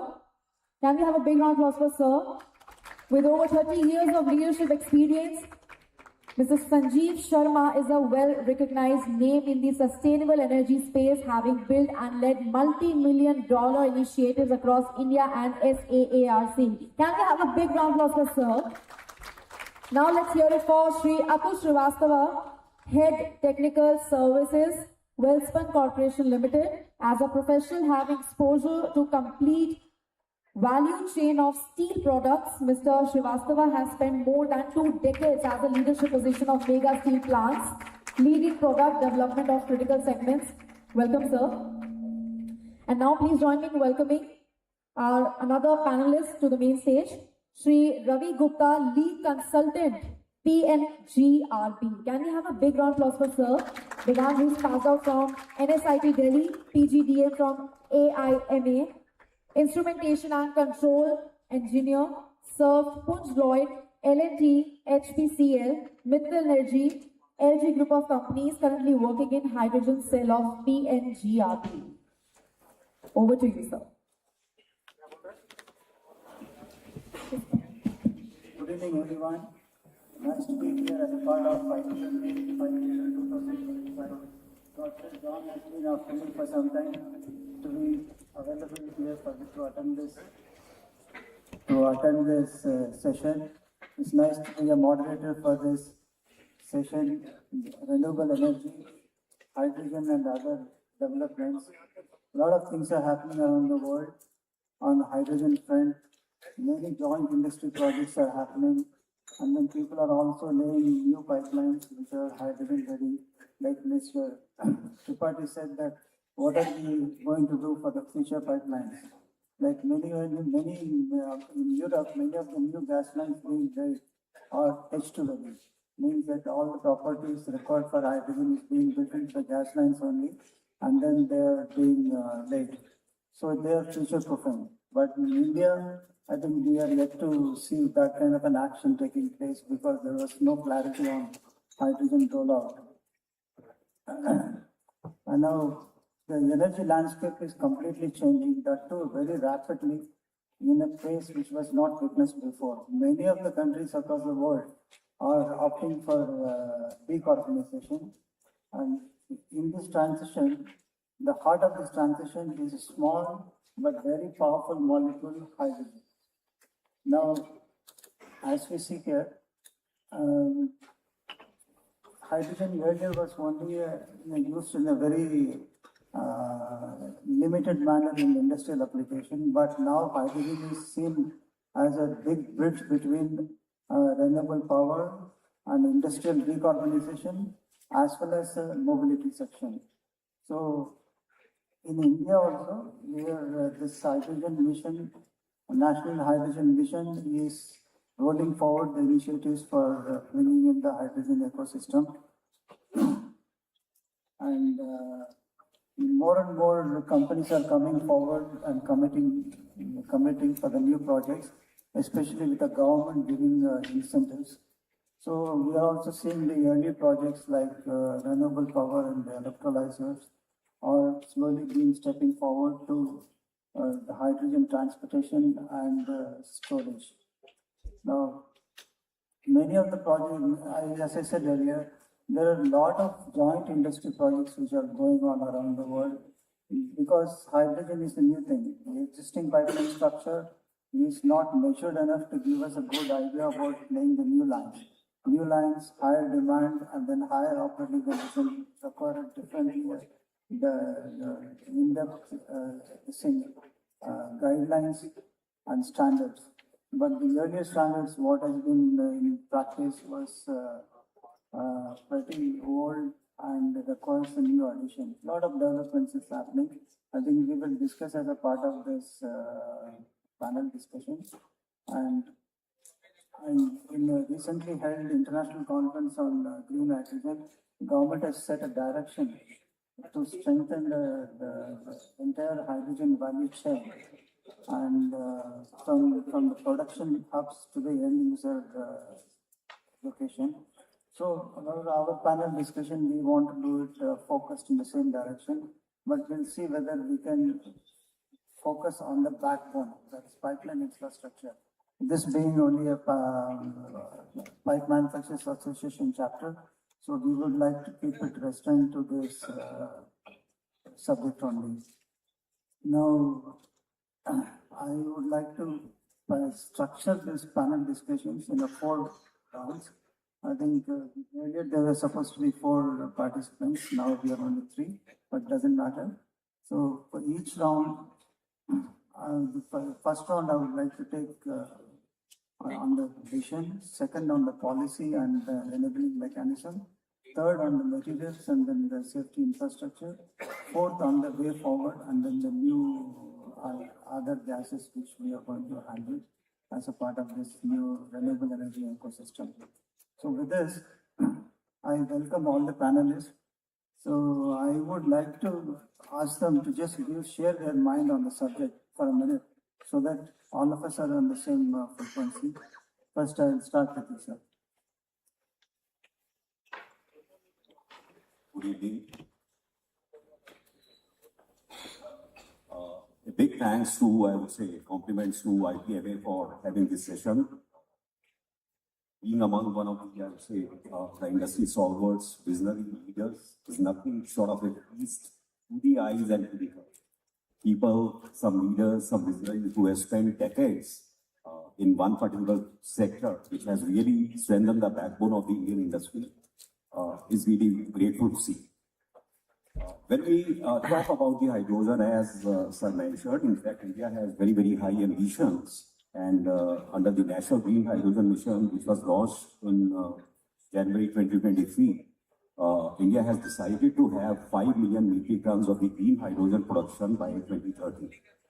And the entire vision, in fact, of the India is not only to have the projects which can produce the green hydrogen, but to develop the complete ecosystem. And that starts from the manufacturing of the most critical component, which is electrolyzer.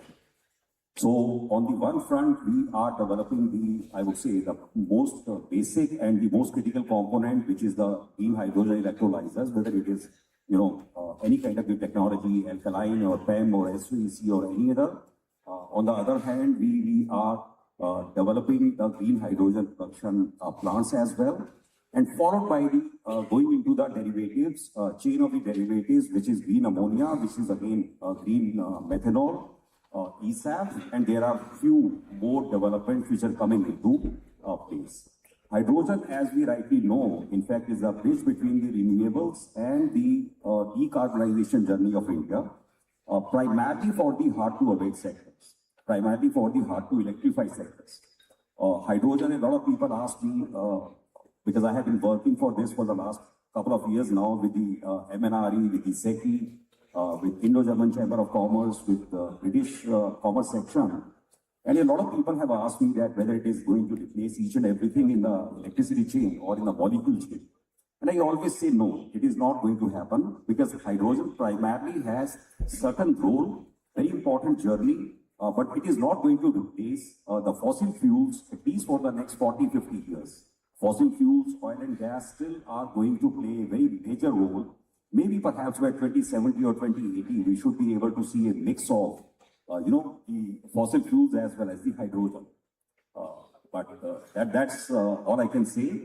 It's a very, very intersectional moment for India to begin the decarbonization journey. And as a country, besides many other, I would say, European Union, Japan, Korea, Germany, Middle East even, we are one among the leading nations which is going to take a lead in terms of the green hydrogen and its derivatives.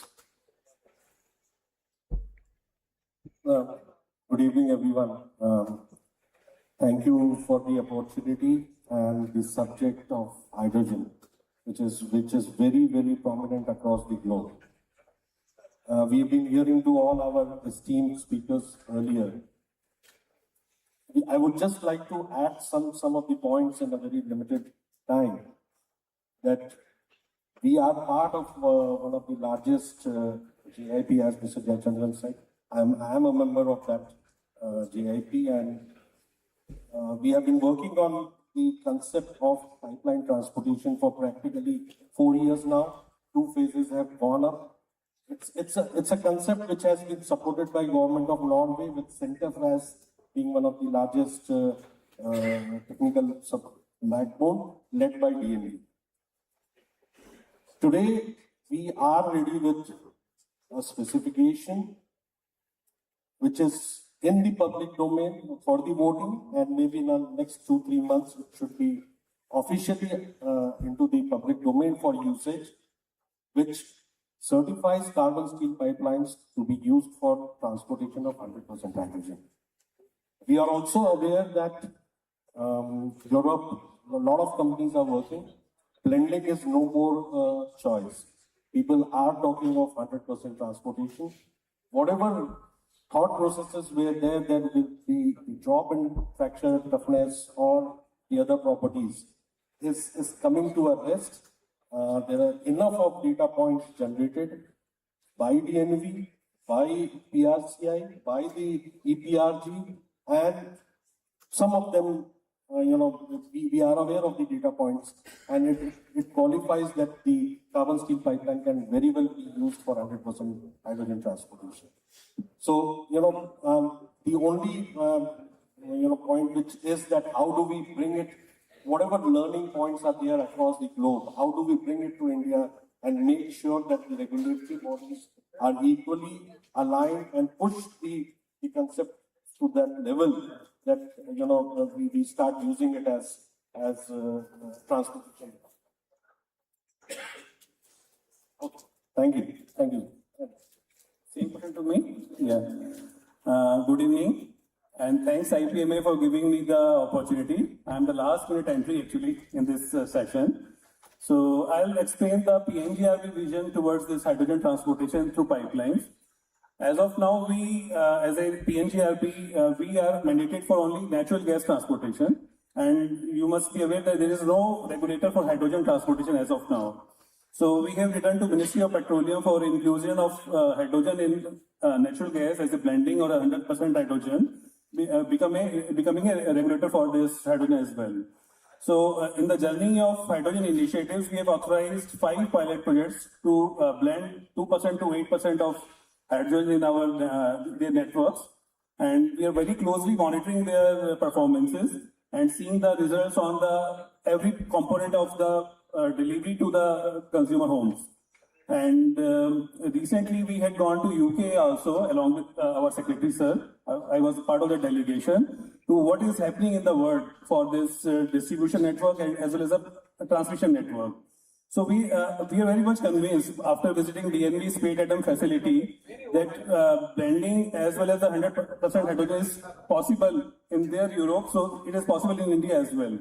So we have been given the mandate from NGHM, MNRE to write the regulation as well for the transportation of hydrogen in their clause 6.4 in emission document. So we are part of this mission and we will continue to be part of this mission as a transportation carrier for the national hydrogen mission. So this is PNG point of view.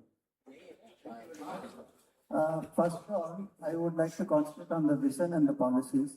Now, first question is to PNGRB. See, the MNRE has set a very huge target. By 2030, 3 million tons of hydrogen, and by 2032, 5 million tons of hydrogen is to be produced. Now, what kind of hydrogen ecosystem which will be rolled out in the country to meet this? Actually, we cannot lay the pipelines overnight. So we have to repurpose the existing pipelines as of now, because this may be discouraging for the pipeline manufacturers, but the existing pipeline network has to be used for the transmission and the blending can be the initial point. It cannot be 100% hydrogen pipeline as of now. And I think pipeline manufacturer has to be ready for the 31.12 standard for the hydrogen pipeline of bigger diameter in the national network. So that is our point of view. See, repurposing will not happen again overnight. And then also now, even like Mr. Tripathi has said that even the existing lines are running only 50% of the capacity. So there one way is that we are increasing the natural gas capacity and then to increase the load in the existing pipelines to effectively utilize the existing infrastructure. And this 3 million tons per annum or 5 million tons per annum, it cannot be put in the for the repurposing purposes. And also now, you cannot just put it because there is no user for it now. You need to develop the user base, you need to create a demand, and then only the infrastructure to be done. So you need to be rolled out over a period of time. I think that is what. So if you have any, I think you have, PNGRB has got a roadmap for this hydrogen rollout? Yeah, we had hired ICF Consulting US for writing a PNGRB roadmap for the entire nation. So I think you all as audience in this room can visit our website. There is a ICF roadmap where its 9 modules are there. It starts from the pipeline identification, the scoring metrics on the pipeline, and then it goes up to test bed. So we are looking for some scientific advisory committee as well. I think you were one of the technical committee members, Mr. Jayachandran. So in that case, we are ready with our vision for hydrogen readiness, and ICF roadmap clearly spells out what has to be done till 2033. So I think roadmap is clarifying all the. Okay. I think the roadmap only need to be aligned with the government objective of. Yeah, that is there. Yeah. Okay, next is to Atul. Given the target of 2030 and 32 for such a large hydrogen utilization, how are we ready with the materials front? As well as not only the international specification, in terms of our domestic capability and additional works which need to be done. So you rightly put a question that how we are ready. Yes.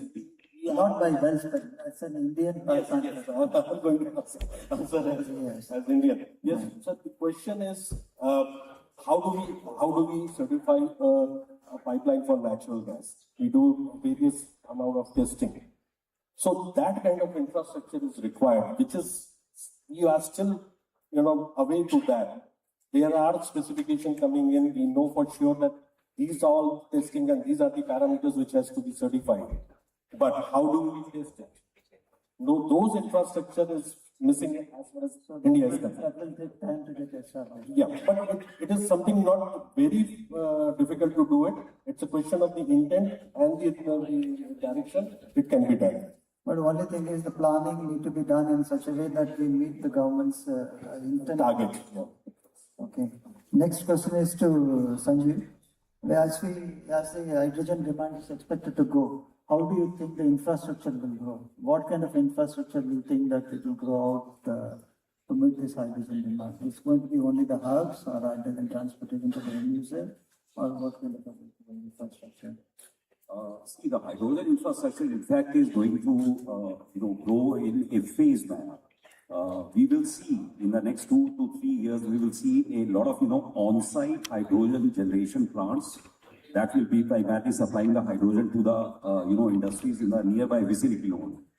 I see and I foresee that the hydrogen piping network somewhere coming around by 2033, 2035.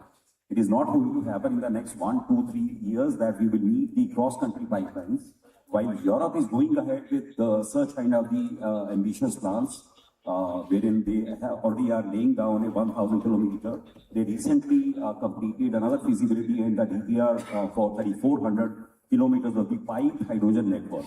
But as far as India is concerned, I think right now our focus is onto the on-site and decentralized kind of the hydrogen production and the utilization. For example, if we look at the current National Green Hydrogen Mission, we would observe that basically government has identified 3 ports, which is one is the Kandla port, then we have VOC port, then we have the green hydrogen valley being set up by NTPC at Pudimakka, AP. So these are basically the on-site and kind of the controlled manner wherein we do not need to transport the hydrogen to the long distance. So that is the first part. Then comes to, I would say, the local manufacturing. Yes, in the National Green Hydrogen Mission, we already have the provision and the planning for the growing the infrastructure in terms of the indigenous manufacturing. For example, there are 19 companies which already have been allocated a huge capacity of the electrolyzer manufacturing, running into almost 2 gigawatt per year. So once, and a lot of players are in fact setting up the manufacturing units under their different collaborations with the European partners, with some of the other states as well. So with the electrolyzer manufacturing happening, indigenization of the infrastructure will take place. Primarily, if we look at the complete National Green Hydrogen Mission, it is going to be an enabler for India to be an energy exporter. Till now, we already have been an energy importer, But yes, this is something that can put us in a position wherein we would be able to export the energy, whether it is in the form of the green ammonia, whether it is in the form of the green methanol, or with the SECI's recent 13 auctions, in fact, wherein 724,000 tons per annum of the green ammonia has been awarded to different bidders. That is the, I would say, the first step towards the enabling of the green hydrogen economy. And going forward, we would see a lot of activities happening. A lot of players have already announced their plans, are working in a very aggressive manner. Some of the key projects already have reached to the FID stage, and we will see more and more things happening on the ground. Very surprising to know that the government objective is not being transferred down to the infrastructure level, that like he's saying that the infrastructure will take 2032 and beyond to develop, whereas the government has got the objective to produce hydrogen by 2031. There is a big gap which need to be addressed, because whatever the hydrogen, if it, see, generating hydrogen is not so difficult. You can generate, as long as the electrolyzer technology in place, and then the solar power is generated, renewable power is generated, and then you can produce hydrogen. But transporting the hydrogen is a big safety, reliability, and efficiency risk. And it's a big challenge also. It's not only a challenge, but it's an opportunity. I think we need to go further. Because if, as we said, that suppose if we have a land power, renewable energy power production and the Kutch, and then ultimately, how do you use? You can generate hydrogen, but without infrastructure, how do you, even if you establish a hub, hydrogen hub, and convert it into ammonia and export it, there need to be an hydrogen infrastructure. Without a hydrogen infrastructure, then it will be only electrons and not molecules. Like what I mean to say is that only power will be transferred now, and then the hydrogen power will be generated only with the hub. I think there's a big gap, very close race between the electrons and molecules. I think in the coming days it will get more clarity. Yeah, can you add something? Please. Yes, as I said, that in the first step, in fact, the focus is to produce the hydrogen and utilize it on the site itself, because that is the easiest to do. And as we know that hydrogen, in fact, is quite difficult to be transported over the long distances. But nevertheless, in fact, there is already a discussion and a vision going on creating the three kind of the piping networks, one being on the western side of the India, which primarily will be catering to the Gujarat and a couple of, large industrial sectors. So there we would see a piping network coming up. Then we have one more region, which is a southern region, and one we have at the eastern region. So no official announcements have been made, but the work is going on. Sure. Thanks. Now I would like to pose a question to Priyanjali. Like you said that you have a roadmap for developing the hydrogen standards and regulations and safety measures, etc. Now, if it is going to take long time, is there any guidelines that can be issued in the interim so that the developer can implement the project? I think it is already there in, we have made out already guidelines for pilot project, because there was no regulation as of now. So the guidelines are in place, and all the pilot project entities are following that guidelines. So I think it is posted on the What kind of a guidelines is that? it is on the part of the safety. I think safety is more of because third-party damages are there in the CGD distribution network, and safety part is there. Then some coverage on the leak detection is there, and from battery limit it starts from DRS, district regulating station, and goes up to the consumer. So all the channel supply chain is being covered in that guidelines. Okay, thanks. Atul, do you have any point for early implementation, any limitation on the testing facility, new things to be implemented, anything? I think so. The infrastructure has to be done on a fast track basis. Again, I'm answering on behalf of the country, not Welspun. We are doing it. So the question is that, the volume what we are looking at, the speed at which we want to implement, then probably testing infrastructure has to be enhanced. Okay, tell me one more thing. What are the key requirements to make the hydrogen pipeline safe? It's a metallurgy, it's a mechanical properties, or crack propagation, or anything else what you can think is three properties which you can... So the primary will be the fracture toughness under the hydrogen environment. Number two will be the residual stress in the pipelines, whether it is from the seam welding or from the earth welding. And the third will be obviously to complement these two, we will have to go back to the steel. The steel will not be a normal steel. Administration said it will be more towards the sour service. Yeah, but sour service phenomena is slightly different from the gaseous hydrogen service. But nevertheless, hydrogen embrittlement is an issue. Crack growth propagation is never fatigue crack growth propagation. Yeah, FCDR has to be mapped. New testing setups are required in the country. I think all the manufacturers should understand the significance of this, and then they should look forward to setting up the new facilities. Because, okay, nevertheless, whatever the skeptical impressions being generated that hydrogen is not going to come in the near future, it is still almost 7-8 years later. Notwithstanding that, it is going to be rolled out, and then please make sure that if not us and elsewhere in the world, it is going to be rolled out very soon. And we are not only concentrating on India as being a pipe manufacturer, so you should also concentrate on the outside the world. So be prepared. We understand the significance of the hydrogen, additional testing facilities required, material development required. There are so many things. I think Atul can enlighten another session some other day. Okay. And I have one question for with the new pipelines coming in, like this is hydrogen pipelines, they are not like natural gas pipelines. Like natural gas pipeline and the hydrogen pipelines are significantly different. Now, how is there any leak detection or any other monitoring techniques which is going to be significantly required? And how do we address that? Can you just throw some light on it? See, hydrogen is a very, very tiny molecule and one of the lightest molecules, so it has the maximum, I would say, possibility and the probability of embrittlement into the pipelines, the other kind of the infrastructure as well. When it comes to the city gas distribution, in fact, right now there are certain pilots which already are working. One of them is in the UP by the Torrent Gas. They already are blending almost 5 to 6% now.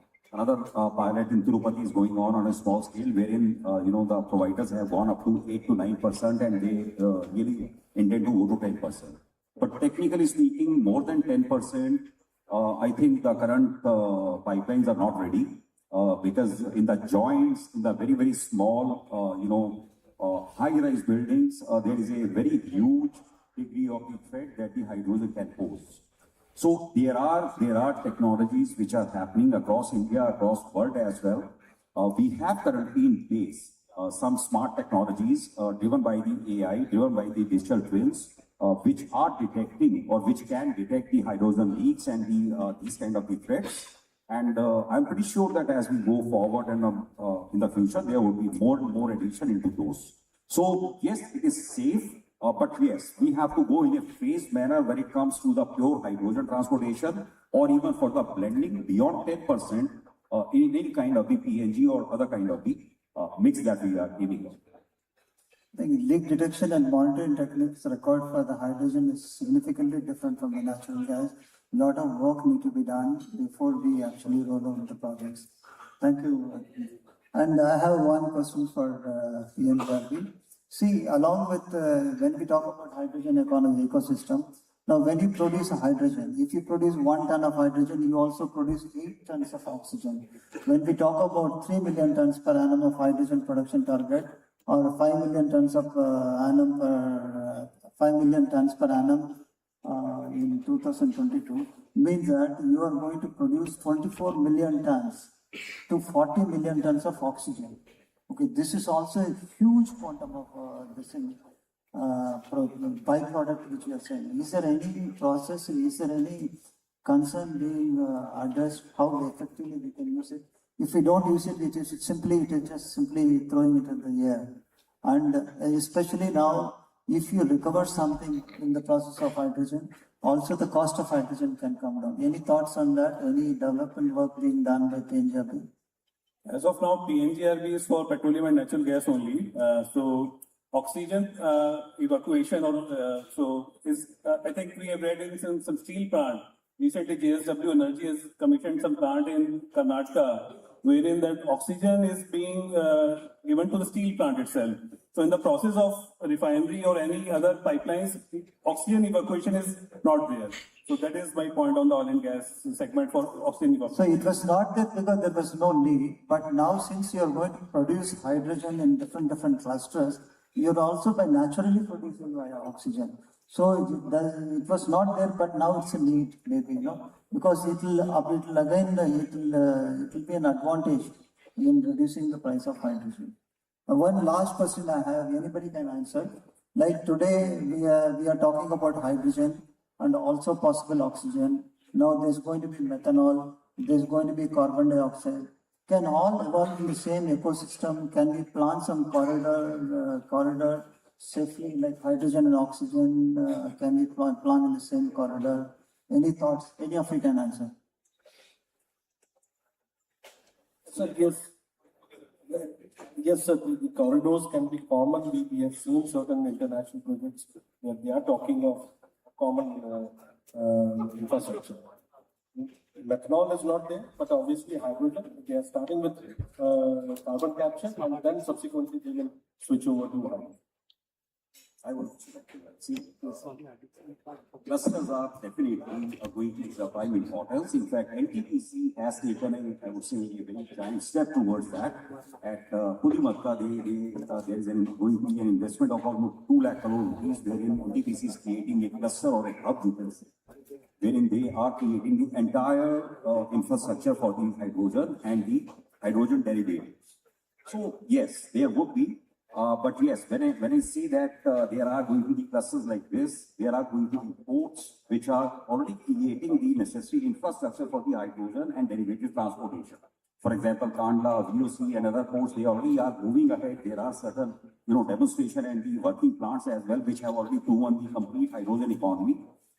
Yes, in the next step, there would be a connectivity required, which I again said perhaps after 2.5 years. That connectivity we will be looking at. But looking at this gathering, I can say my last closing statement and the remark would be that India's hydrogen is in safe pipes. I think a lot of pressure from the organizers. So let's wrap up this session. We had a fantastic session, a lot of spontaneous responses. And now the one thing is very clear. We are still at a conceptual level and not at the implementation level. I think there is a big gap. And from the regulation side, from the material side, also from the infrastructure rollout side. But we need to catch up, otherwise we'll be left behind with the rest of the world. Thank you very much for giving an opportunity. Very nice. Thank you. Thank you so much, sir. Kindly stay back. And thank you for such an enlightening session, I would say. May I request Mr. Godfrey John, CEO Pipes Welspun Corp Limited, to kindly come on stage and felicitate our moderator and panelists. Let's have a big round of applause, everyone.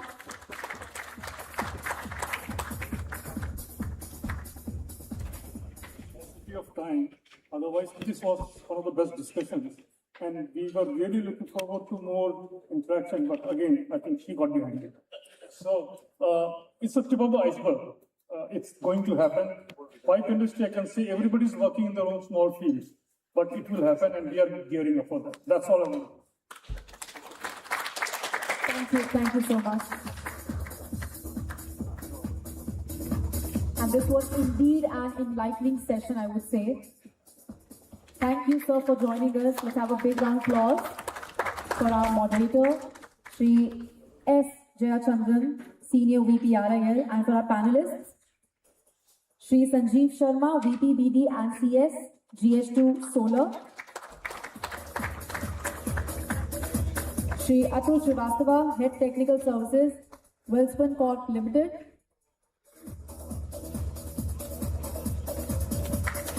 and Sri Ravi Gupta, Lead Consultant, PNGRB.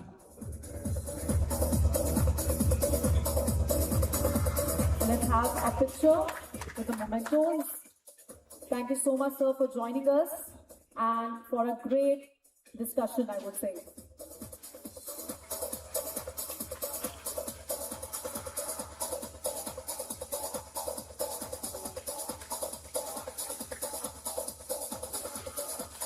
as the session has come to an end, last but not the least, I would like to invite Shri O.P. Sharma, Senior Advisor Jindal SAW Limited for vote of thanks.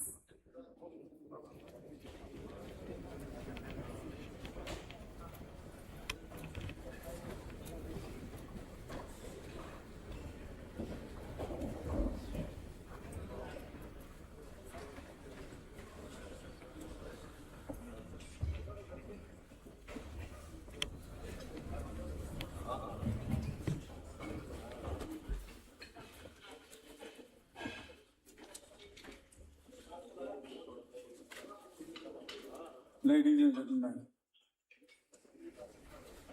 thank you very much for being here for such a long time, number one. Number two, the whole debate and discussion, I think it was joyous, knowledgeable, and beneficial to all. I thank everyone for coming here, sparing their valuable time, and particularly all the stalwarts of the industry who are here, Secretary Mr. Mishra, and we are fortunate to have this good lady. Thank you so much for coming here, sir. And I think this is the most important board for pipe manufacturers. Petroleum Natural Gas Regulatory Board is the most important board. And your support, your encouragement is always valued, and we'll continue to have. We'll come to you very often to seek guidance, and I can make it very lengthy, but I thank everyone present here. I think most of the gentlemen sitting on the first row, they're all either we worked for them or heard about them, and they all had been a source of guidance for us at the beginning. Had it not been for these people, Mr. Negi, Mr. Astika, who has gone, CMD Gale, okay. इन लोगों ने हमें क्या क्या नहीं सिखाया है. They were the one actually, the owners must have put up the industry, industrialists have put up the industry. But people's interaction and the training that we got from PIL, from GAIL, from IUCL, we thank you all. In fact, we have been really very fortunate to have such a wonderful. I was not able to recognize you, Suggestion, and I just saw you that you were so young, because I was also young that time. And it's a long time. So thank you so much. I don't want to make this Thanksgiving speech, but I thank everyone on behalf of industry from bottom of our heart for coming here, encouraging us, being with us, and assuring us that you continue to be with us. Thank you so much. Very nice.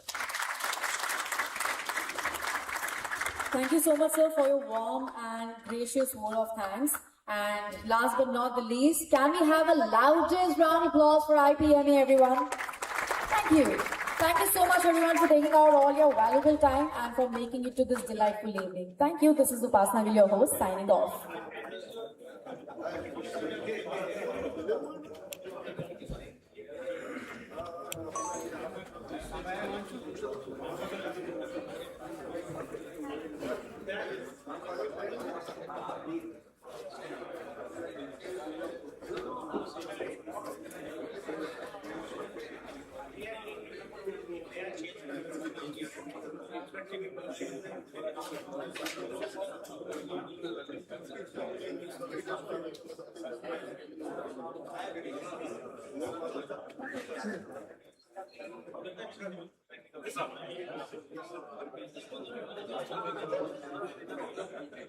Anybody?